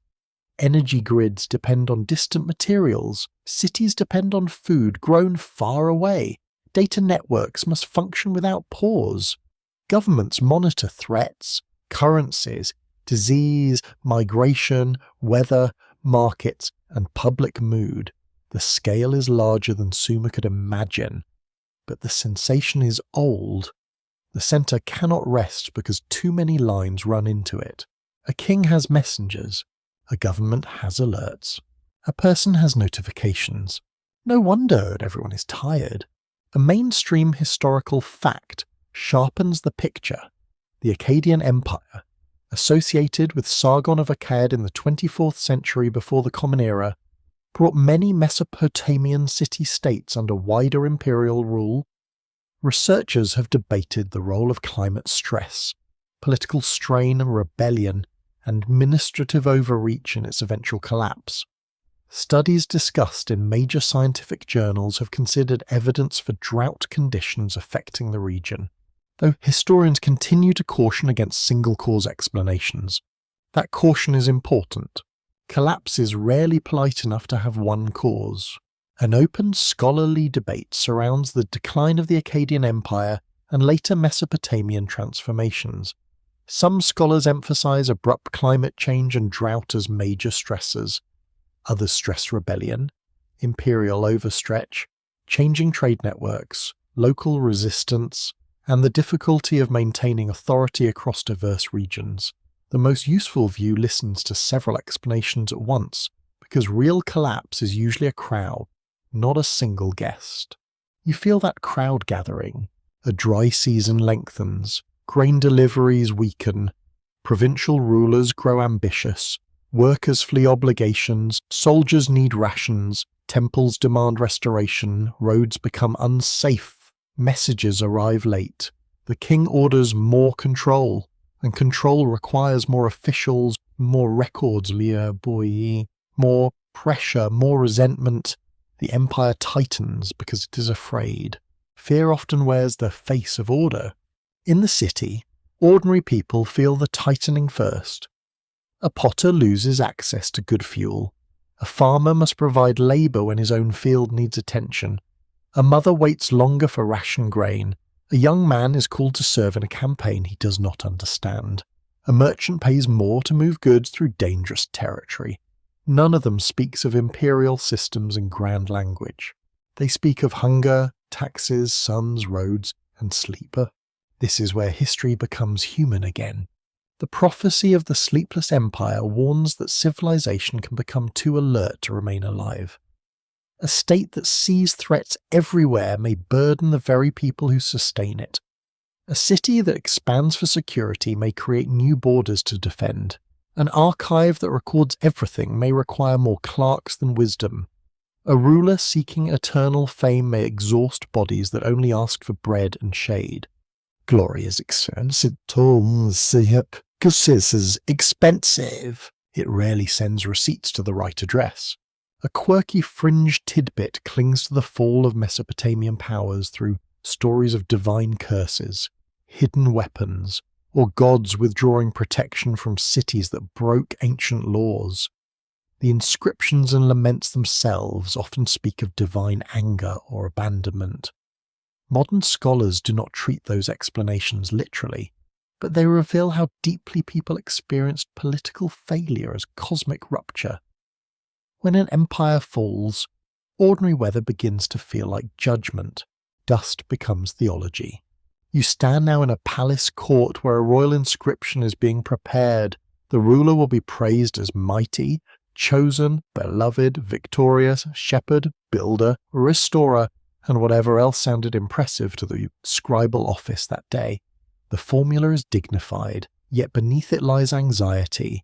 Kings proclaim strength because strength must be believed. Temples are rebuilt because gods must be shown to remain present. Victories are carved because memory must be managed. Inscription is not just memory, it is medicine for power. But no inscription can make tired fields fertile. No royal title can lower the temperature. No hymn can permanently silence debt. No wall can protect a city from every consequence of its own growth. Eventually, the restless system meets limits it cannot flatter away. This is not a loud ending. It is a dimming. The storehouse receives less. The road becomes uncertain. The temple festival feels smaller.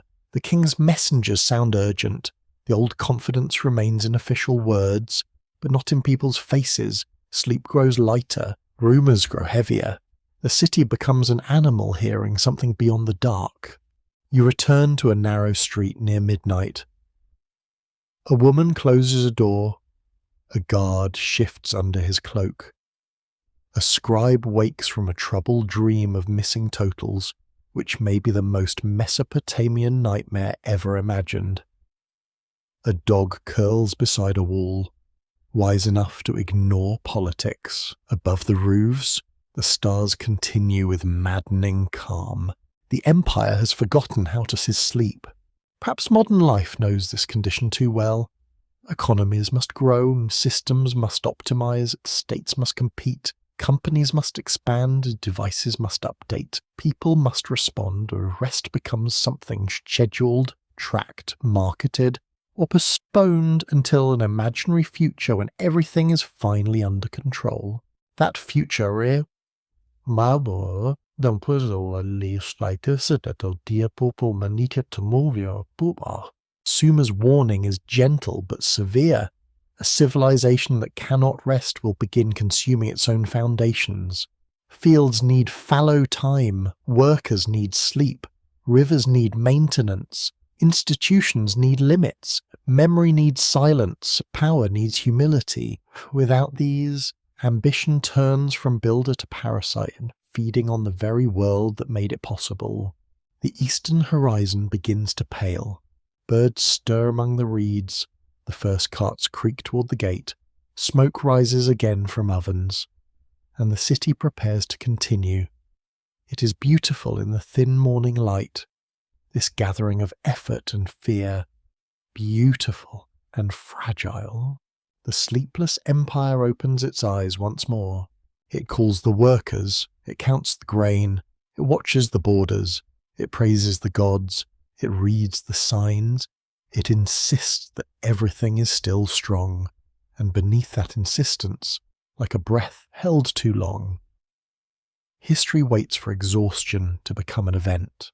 The debate beneath history begins in sciences, not in potency. You stand in a reading room far from the old river plain, where glass cases replace mud brick shelves and electric lamps replace oil flames.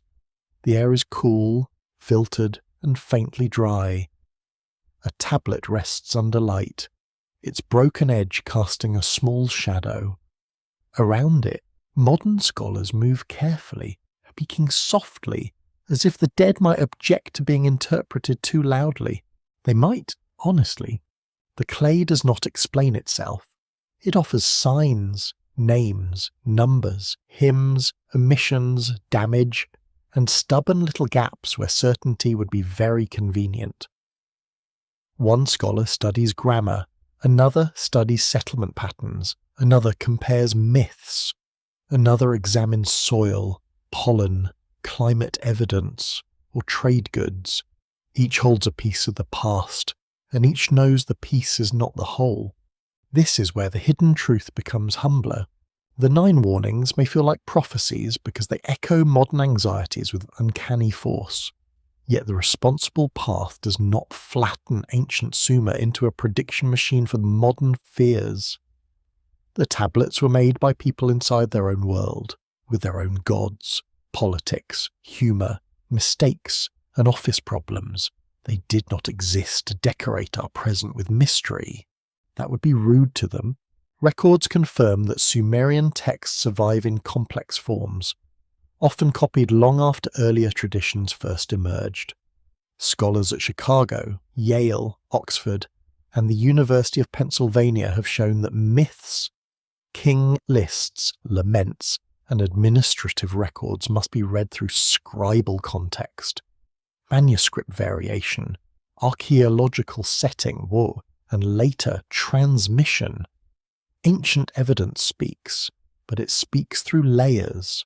Layers are important. They prevent easy answers. You lean closer to the tablet and notice what is missing. A line has broken away, a sign is uncertain. A name may have more than one reading. A later copy may preserve an older phrase imperfectly. Translation becomes not a single doorway, but a careful crossing over loose stones. Every step matters. A word can tilt a world. This is why scholars debate so much.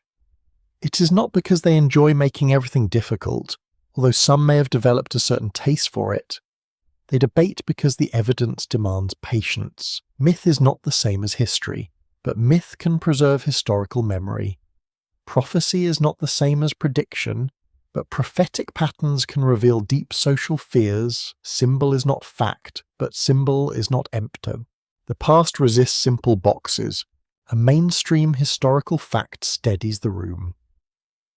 Cuneiform was deciphered through the work of 19th century scholars, comparing multilingual inscriptions, especially those from the ancient Near East. That breakthrough allowed later generations to read thousands of Mesopotamian tablets and rebuild lost languages with extraordinary care. Without that patient scholarly labour, Sumer would remain mostly mute beneath museum glass. The recovery of Sumer is itself a modern miracle, a very slow miracle. An open scholarly debate surrounds the way modern people use ancient texts to talk about present concerns.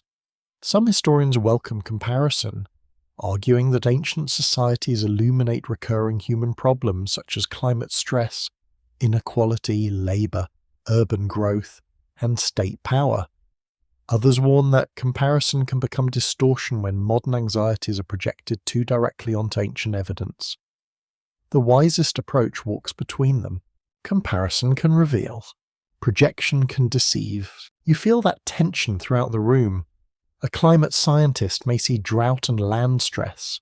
A literary scholar may hear grief shaped by ritual. An archaeologist may see occupation layers and material change.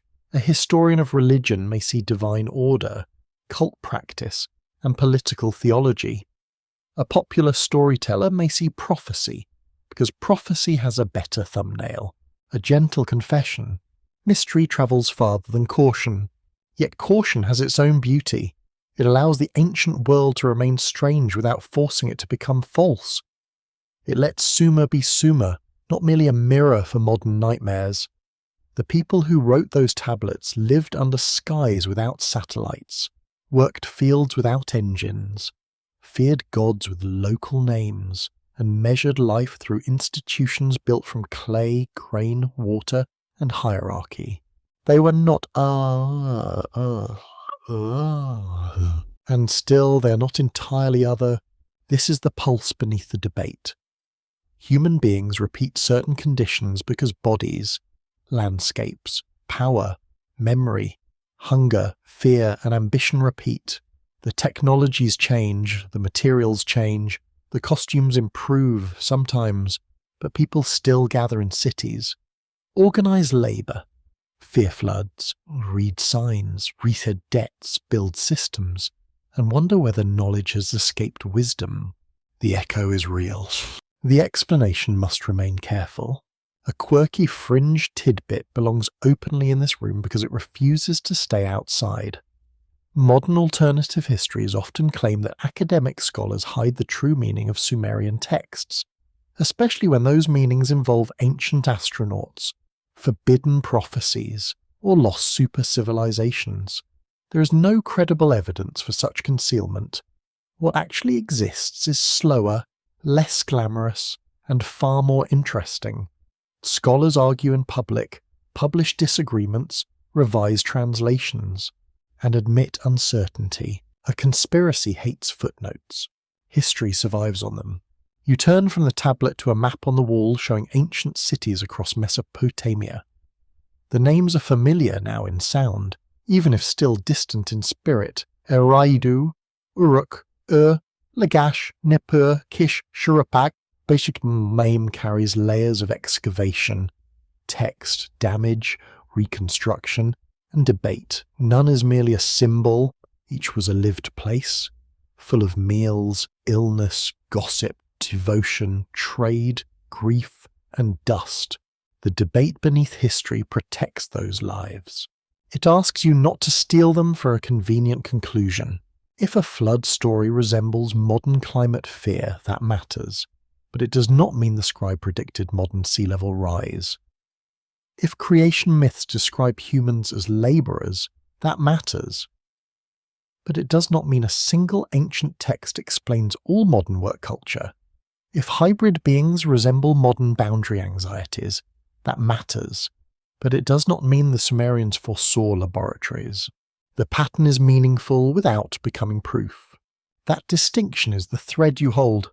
You walk past another case containing administrative tablets.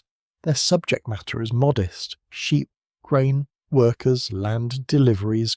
They are not cinematic, unless you are unusually moved by barley totals. Yet, these ordinary records may reveal more about civilization than grand myths do. They show how life was organized, counted, constrained, and sustained.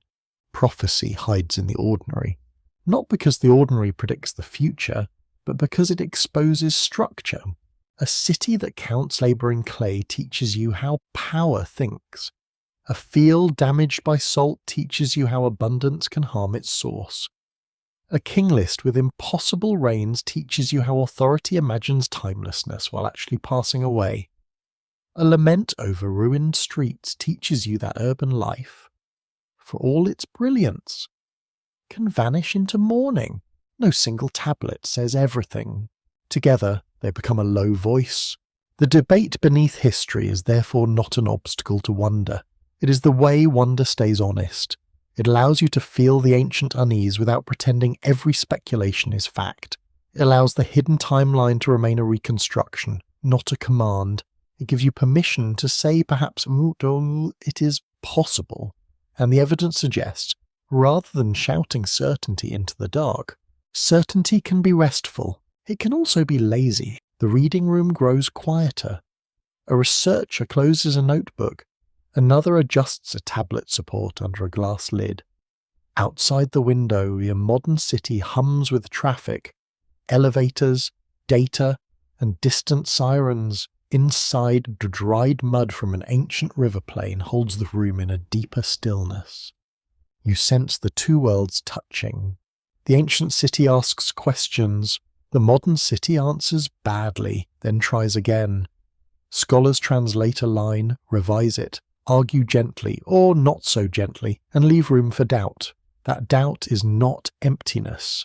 It is respect for the brokenness of evidence and the dignity of the dead. The 17th reflection settles there. History is not a locked chest waiting for one dramatic key. It is a field of fragments, and each fragment casts a different shadow depending on the light. The Sumerian warnings seem impossible because they speak to conditions that keep returning.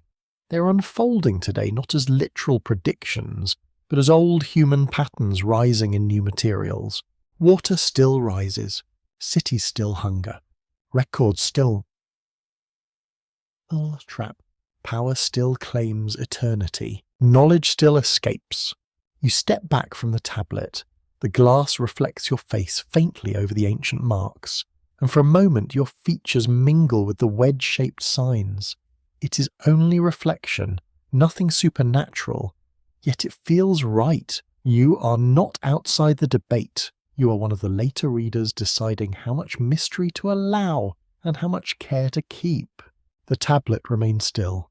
The scholars keep working. The truth beneath history does not rush toward you. It waits behind dust, grammar, broken edges, and disagreement, asking you to listen more slowly than fear would like.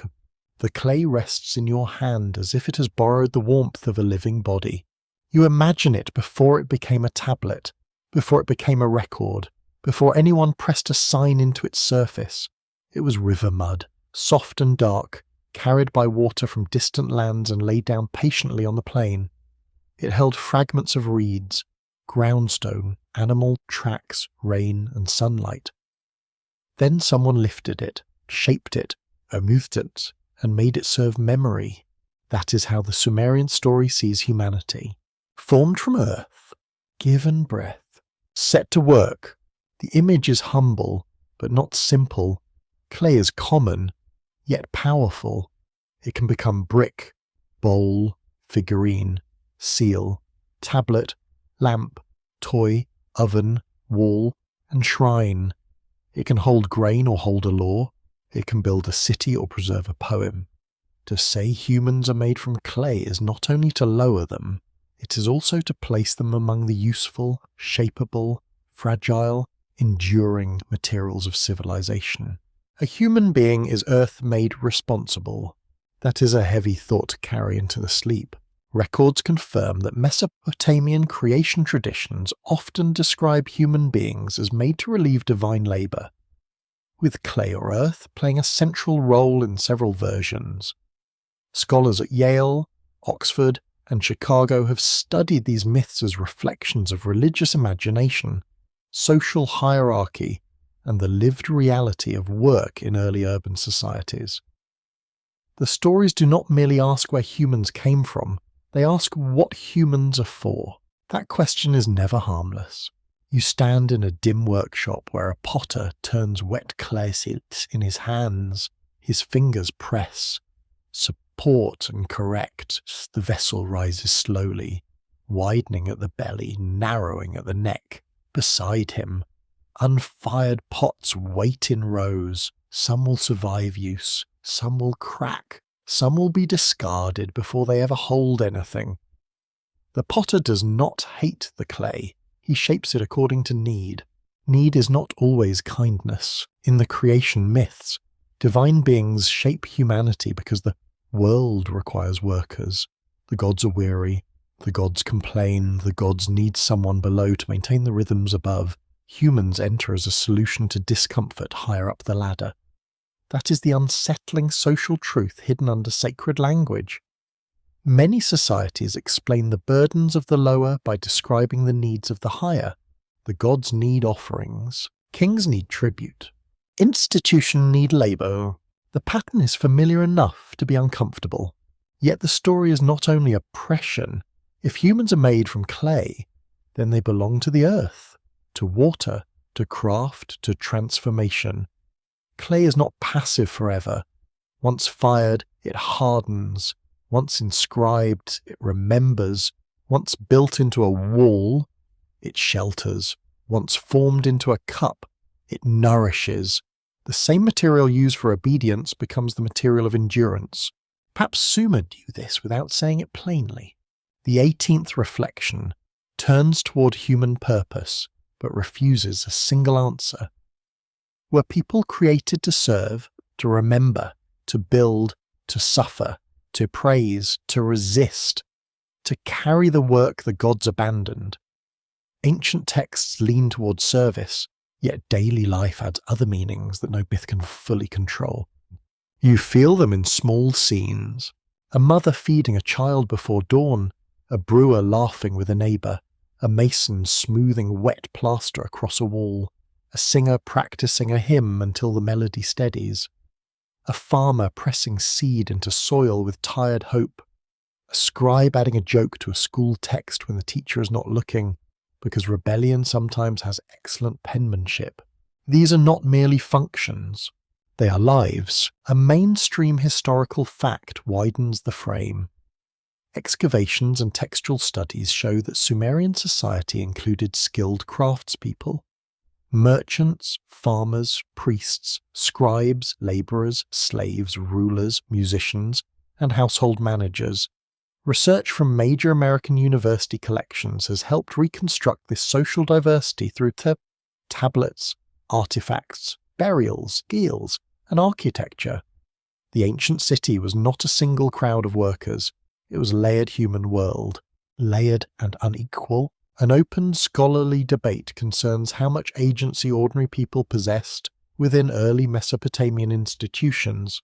Some scholars emphasize dependence, hierarchy, ration labour, debt, and elite control. Others point to household economies, local negotiation, personal contracts, trade, craft skill, and legal action as evidence that individuals could maneuver within constraints. The debate matters because people are never only victims of systems, nor fully free from them. Clay can be shaped. Clay can also resist the hand. Ask any potter whose vessel collapses at the worst moment. That gentle image hides a serious point. Human beings in Sumer lived within temple, palace, family, field, and city structures, but they also made choices, formed relationships, complained, negotiated, remembered, and hoped. The creation myth may describe humanity as divine labour, But life expands beyond assigned purpose. Systems define roles. People create meanings. This may be the deeper human role in the hidden timeline. Not to conquer the gods, not to escape the earth, to make meaning inside conditions not chosen. You walk through a Sumerian neighbourhood in the late afternoon. The light is honey-coloured. A woman shakes dust from a cloth. A man repairs a reed mat. Someone sings while grinding grain. Not beautifully, perhaps, but with commitment. Children chase a small dog through a doorway. An elder sits near a wall, watching everything with the calm suspicion of age. No tablet captures the fullness of this. Administrative records count rations. Myths describe origins. Royal inscriptions praise kings. Laments mourn cities. But between these forms lies ordinary human texture. The smell of lentils cooking, the ache in the shoulders after carrying water, the private pleasure of shade, the irritation of a neighbour borrowing something and returning it worse. Civilization is made of such things. A quirky fringe tidbit sometimes claims that the clay creation myth preserves a literal account of humans engineered by superior beings. Serious scholarship does not support that conclusion, yet the myth remains striking because it understands humanity as made, shaped, purposed, and burdened. In a modern world of biotechnology, artificial intelligence, and labour system that measure human usefulness, that ancient image acquires a new, uneasy glow. Who shapes whom now? The question lingers. Modern people shape machines, but machines shape attention. Institutions shape workers, but workers shape institutions. Parents shape children, but children reshape parents. Cultures shape desires, but desires reshape cultures. Humanity stands between creator and created more often than it admits. Sumer's clay image becomes a mirror. You are made, but you also make. You are formed, but you also form. You inherit system, but you also leave marks in wet clay. The ancient stories place humans between gods and earth. That is a delicate place, neither purely divine nor merely mud. It means humans can imagine heaven while kneading bread. They can write hymns while owing grain. They can build temples while fearing flood. They can study stars while arguing over canal water. They can create beauty while trapped in labour schedules that would make anyone question cosmic management. This mixture is not a flaw. It is the human condition. Perhaps the hidden social truth is that civilization keeps trying to turn people into parts of a system. While people keep exceeding the parts assigned to them, the worker becomes a singer, the scribe becomes a storyteller, the debtor becomes a parent, the king becomes dust, the clay tablet becomes a voice, the city becomes a memory. Nothing remains, only what it was meant to be. That is quietly hopeful. The workshop darkens. The potter covers the vessels before evening damp can harm them. His hands are coated in clay up to the wrists. He washes them in a basin, and the water clouds brown. For a moment, hand and mud are almost the same colour. Maker and material meet, then separate. The 18th warning does not solve the question of human purpose. It softens it. Perhaps humans were imagined as servants because work filled every day. Perhaps they were shaped from clay because the earth was the first material everyone trusted. Perhaps the myth hides an ancient acceptance that we are fragile, useful, beautiful, and temporary. Perhaps it also hides a protest, Musil, because clay remembers the hand that pressed it, and memory is never entirely obedient. You set the clay down, it cools quickly.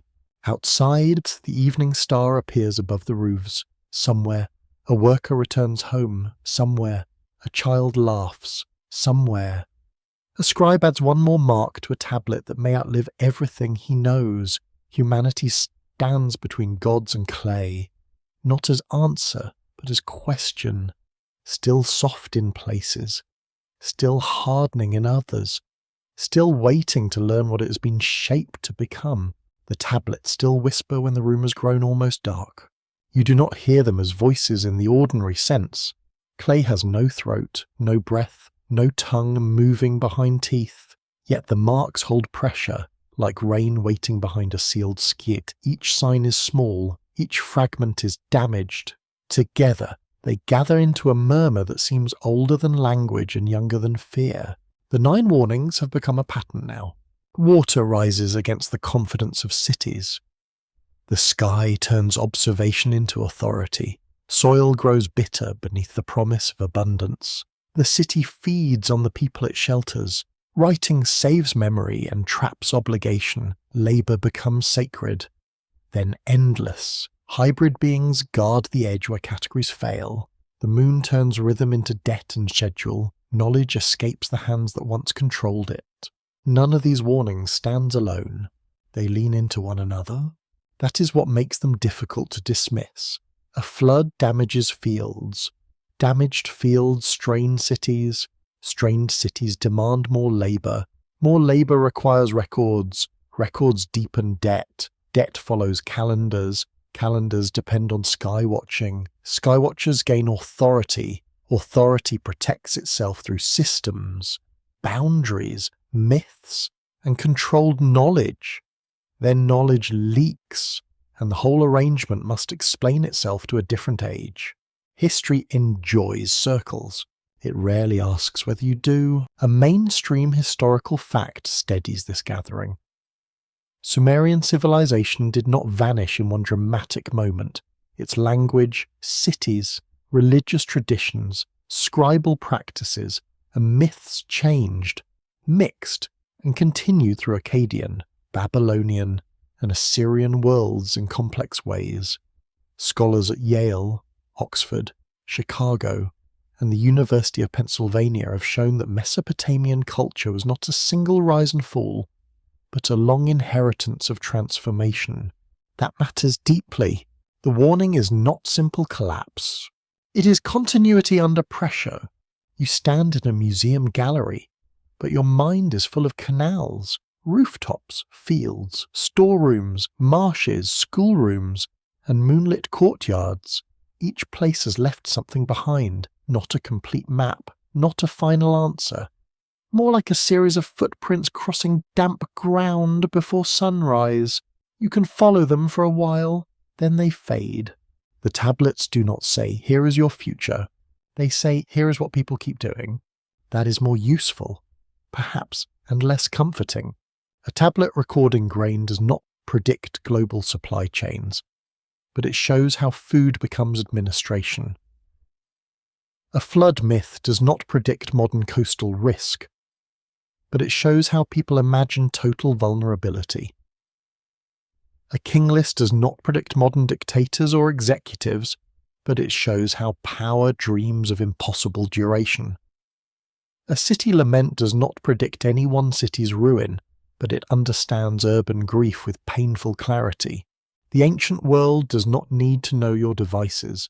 It only needs to know you. That is the unsettling turn. Your technologies are new, but many pressures are ancient. You still build near water. You still watch the sky for danger. You still exhaust land. You still crowd into cities that promise opportunity while charging heavily for breathing space. You still record lives in systems that can preserve or punish. You still sanctify labour with language about duty, purpose, mission, growth, or productivity. Very noble words. Very tired people.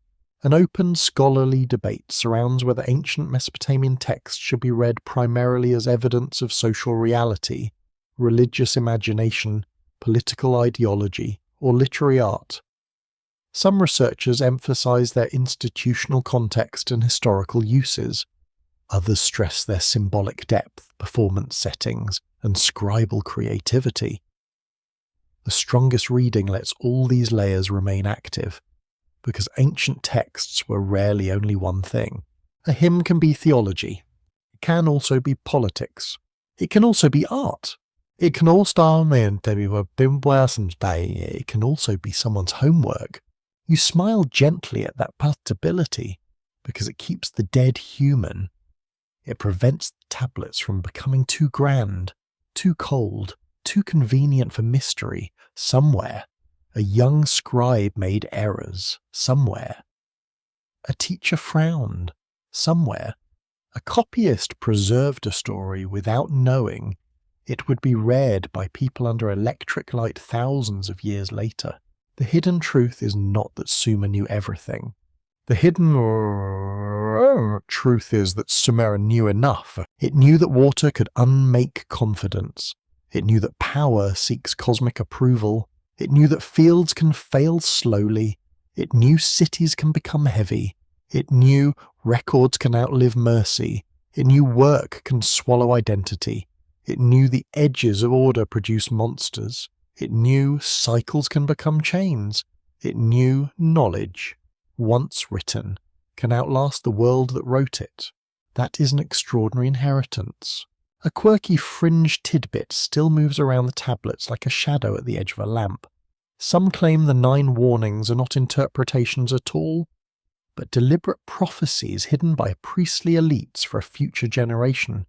There is no credible evidence for a secret numbered system preserved in that way. Yet the idea remains attractive because the real material already forms patterns that feel arranged. Human minds love arrangements, especially when ruins are involved. Ruins are very persuasive. They never interrupt. Still, the absence of a secret code does not make the pattern meaningless. It may make it more meaningful. The warnings arise not from one hidden author, but from many lives, many cities, many texts, many crises, and many attempts to explain suffering. They are not a single prophecy. They are a chorus of old recognitions. You hear them more clearly now. A farmer looks at salt crust. A mother listens to thunder beyond the plain. A priest watches Venus before dawn. A worker waits for rations. A scribe seals a jar. A ruler claims eternity. A debtor counts months. A storyteller gives a monster wings. A scholar copies a line from an older tablet and sends it unknowingly into the future. Each one adds a whisper. Together, they make the sound of civilization thinking about its own fragility. The modern world is louder, but not necessarily wiser. It moves faster, stores more, predicts more, extracts more, builds higher, and explains itself with greater confidence. Yet confidence is not wisdom. Sport is not direction. Storage is not understanding. Prediction is not mercy. Growth is not health. The Sumerian tablets seem to know this without ever seeing a skyscraper, server farm, aircraft, stock exchange, or traffic jam. That is why they feel impossible. Not because they break time, because they reach beneath time. They touch the repeating structures of human order: food, fear, water, labour, memory, power, ritual, boundary, cycle, and knowledge. These are older than Sumer and still alive beneath your world. The tablets whisper because their materials are simple, but their themes are deep. Clay, reed, water, heat, grain, and human don't worry. Apparently, that is enough to build a mirror that lasts 5,000 years. You stand before the final case. The gallery lights are low. The tablet inside is chipped along one side. Its signs remain sharp in places, blurred in others. You do not know the hand that made them. You do not know whether he was bored, proud, frightened, hungry, or simply trying to finish before the clay dried too much. Yet something of his world has crossed into yours. It does not answer. It unsettles. Perhaps that is the proper work of ancient history, not to give neat lessons tied with ribbon, but to disturb modern arrogance gently. To say that others have built worlds before you. Others have believed themselves secure. Others have counted, prayed, laboured, stored, conquered, studied, and misunderstood. Others have watched systems grow larger than the people inside them, and still they sang, and still they made bread, and still they looked at the moon. The tablets still whisper because they are not finished with us. Their words are brenuts, But their questions remain whole. What do you build? What do you owe? What do you remember? What do you serve? What do you fear from the sky? The river, the field, the archive, the city, the machine, and the unknown edge of life. The room grows darker. The glass reflects your face again, faintly layered over the marks. For one quiet moment, ancient clay and modern skin share the same dim surface. Then the reflection shifts. The tablet remains, and the whispers return to silence, waiting for another listener to lean closer. The last light fades from the plain, and the ancient world becomes almost weightless. You stand where the city gives way to open land, where the fields darken first and the temple platform remains visible a little longer against the sky. The river moves beyond the reeds with a low, secret sound. Smoke rises from small cooking fires and thins into evening. Somewhere behind you, the streets grow quiet, one doorway at a time. The story does not close, it loosened. That is the only honest ending for these Sumerian warnings. They do not form a locked system with numbered doors and perfect answers. They are not a calendar of doom hidden by priests, and they are not proof that ancient scribes saw every machine a crisis and trembling doubt of your own age. They are stranger than that, because they are more human. They are old recognitions. Water can undo the wall. Soil can betray the harvest. Cities can protect and consume. Records can preserve and imprison. Labour can become sacred and endless. Sky signs can become power. Boundaries can produce monsters. Time can become debt. Knowledge can flee from those who shaped it. The pattern remains. Not as a prophecy that shouted across millennia, but as a low rhythm beneath civilization. You hear it in the canal, in the archive, in the field, in the courtyard, in the room where a scribe bends over clay. You hear it in your own world too, though the sounds are different. Engines instead of donkeys, screens instead of oil lamps, concrete instead of the mud brick, alerts instead of temple bells. The human pulse is still there. Records confirm that Sumer's legacy continued through later Mesopotamian cultures, preserving stories, gods, scribal habits, mathematical traditions, and memories of cities that became ancient even to the ancients.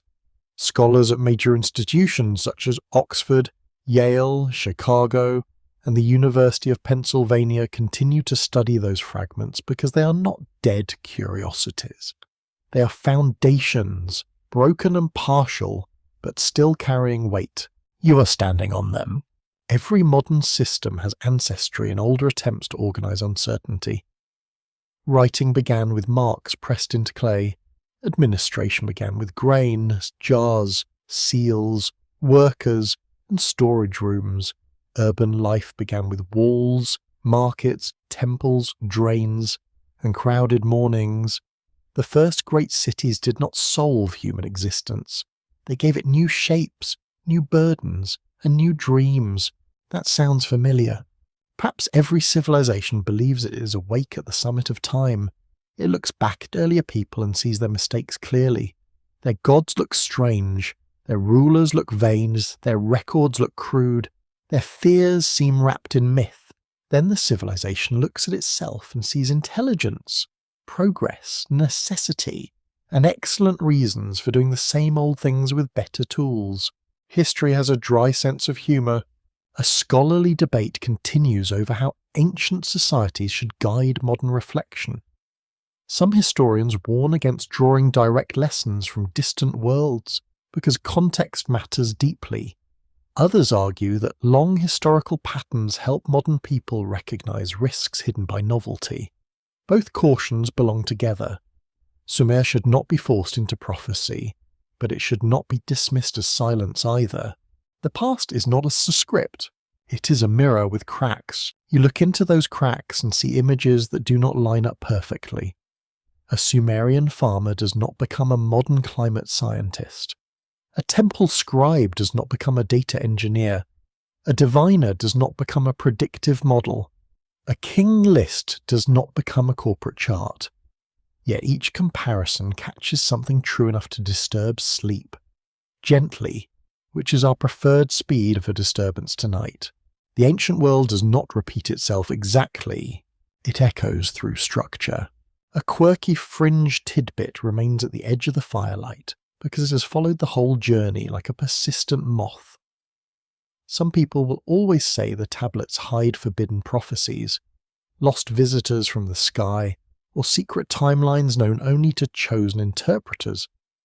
There is no solid evidence for such claims, yet their survival tells you something important. Human beings want the past to contain a message personally addressed to them. That longing is ancient too. The Sumerians themselves looked backward into a deep age before the flood, where kings ruled too long and cities received power from heaven. They also projected meaning upward into the sky, downward into the earth, and outward beyond the walls. They were not modern skeptics. They were not simple believers either. They lived in a world where practical accounting and cosmic fear could share the same clay shelf. That is oddly comforting. You do the same in your own way. You check numbers and search for meaning. You trust data and feel omens in timing. You plan carefully and still wonder whether something larger is moving behind events. You know better than to believe every rumour, but you still pause when patterns gather too neatly. The mind is a little temple. It wants signs. The ancient warnings are unfolding today only in that deep patterned sense. They unfold whenever a city grows faster than care, whenever a system records more than it understands, whenever work consumes rest and calls itself purpose, whenever expert prediction becomes unquestioned command, whenever knowledge spreads before wisdom catches its breath, whenever humanity builds with confidence on land, water, bodies, and memory it has not fully honoured. That is enough. No thunder is needed. The Sumerian plain grows darker now. The last workers have returned through the gate. A final lamp glows in a scribe's room.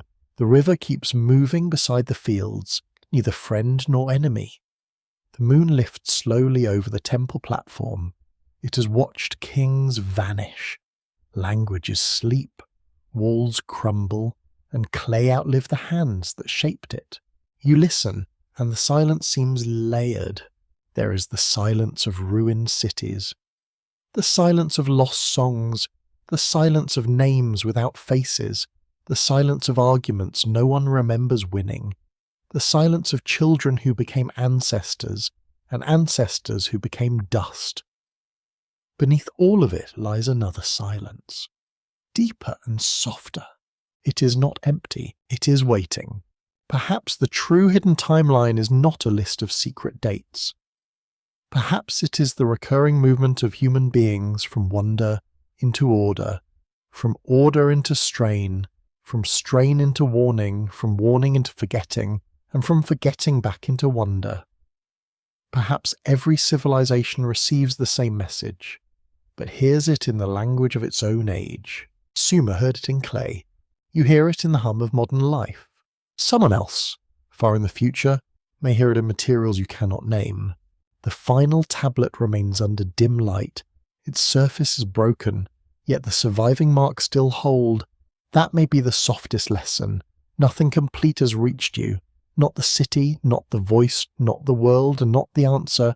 Only fragments. Yet fragments can guide the hand in darkness. They can slow arrogance. They can make the present feel older, less lonely, and less certain. You do not need the tablet to speak clearly. You only need it to keep asking. What does your city hunger for? What does your work serve? What does your archive remember? What does your sky warn you to notice? What river have you trusted too easily? What field has been made bitter by abundance? What knowledge has escaped before it became kind? The questions drift like smoke. No conclusion gathers them into a hard shape. No final answer descends from the stars. The ancient voices fade, then return, then fade again, and perhaps that is how they survive best, not as commands, but as murmurs from under the floor of history. And perhaps the story is not yet complete. Now the night becomes softer. The river is only a dark ribbon beyond the reeds. The city has lowered its lamps, and the roofs rest beneath moonlight as if covered by pale cloth. The fields lie quiet, no longer demanding labour, no longer showing their salt, no longer carrying the footsteps of worried farmers. Even the tablets seem to release their hold on memory for a moment. You may let the questions settle. They do not need answers tonight. They can rest beside you like small stones gathered from an ancient path. One stone for water, one for soil, one for the city, one for writing, one for labour, one for the sky, one for the boundary, one for time, one for the knowledge. Each is cool in the palm, simple and old. Your breathing slows with the plain. The moon moves without hurry. The stars remain where they have always seemed to remain, patient above every empire that believed itself permanent. Far below them, the old rivers continue through darkness, carrying silt, memory, and reflections of lights from cities that are no longer there. There is nothing more to solve now, only the softness of distance, only the comfort of knowing that people before you feared, worked, loved, counted, prayed, and wandered beneath the same deep night. Their world became dust. Yet something gentle crossed the centuries. A sign, a story, a warning, a whisper. Let it fade. Let the clay cool. Let the temple sink back into shadow. The canal into silence. The field into sleep. Let the ancient scribes put down their reeds at last. Let the gods, if they are still listening, grow quiet above the roofs. And as the last image drifts away, may your own thoughts become light, scattered and peaceful, like dust moving through moonlight over the sleeping plain. Good night.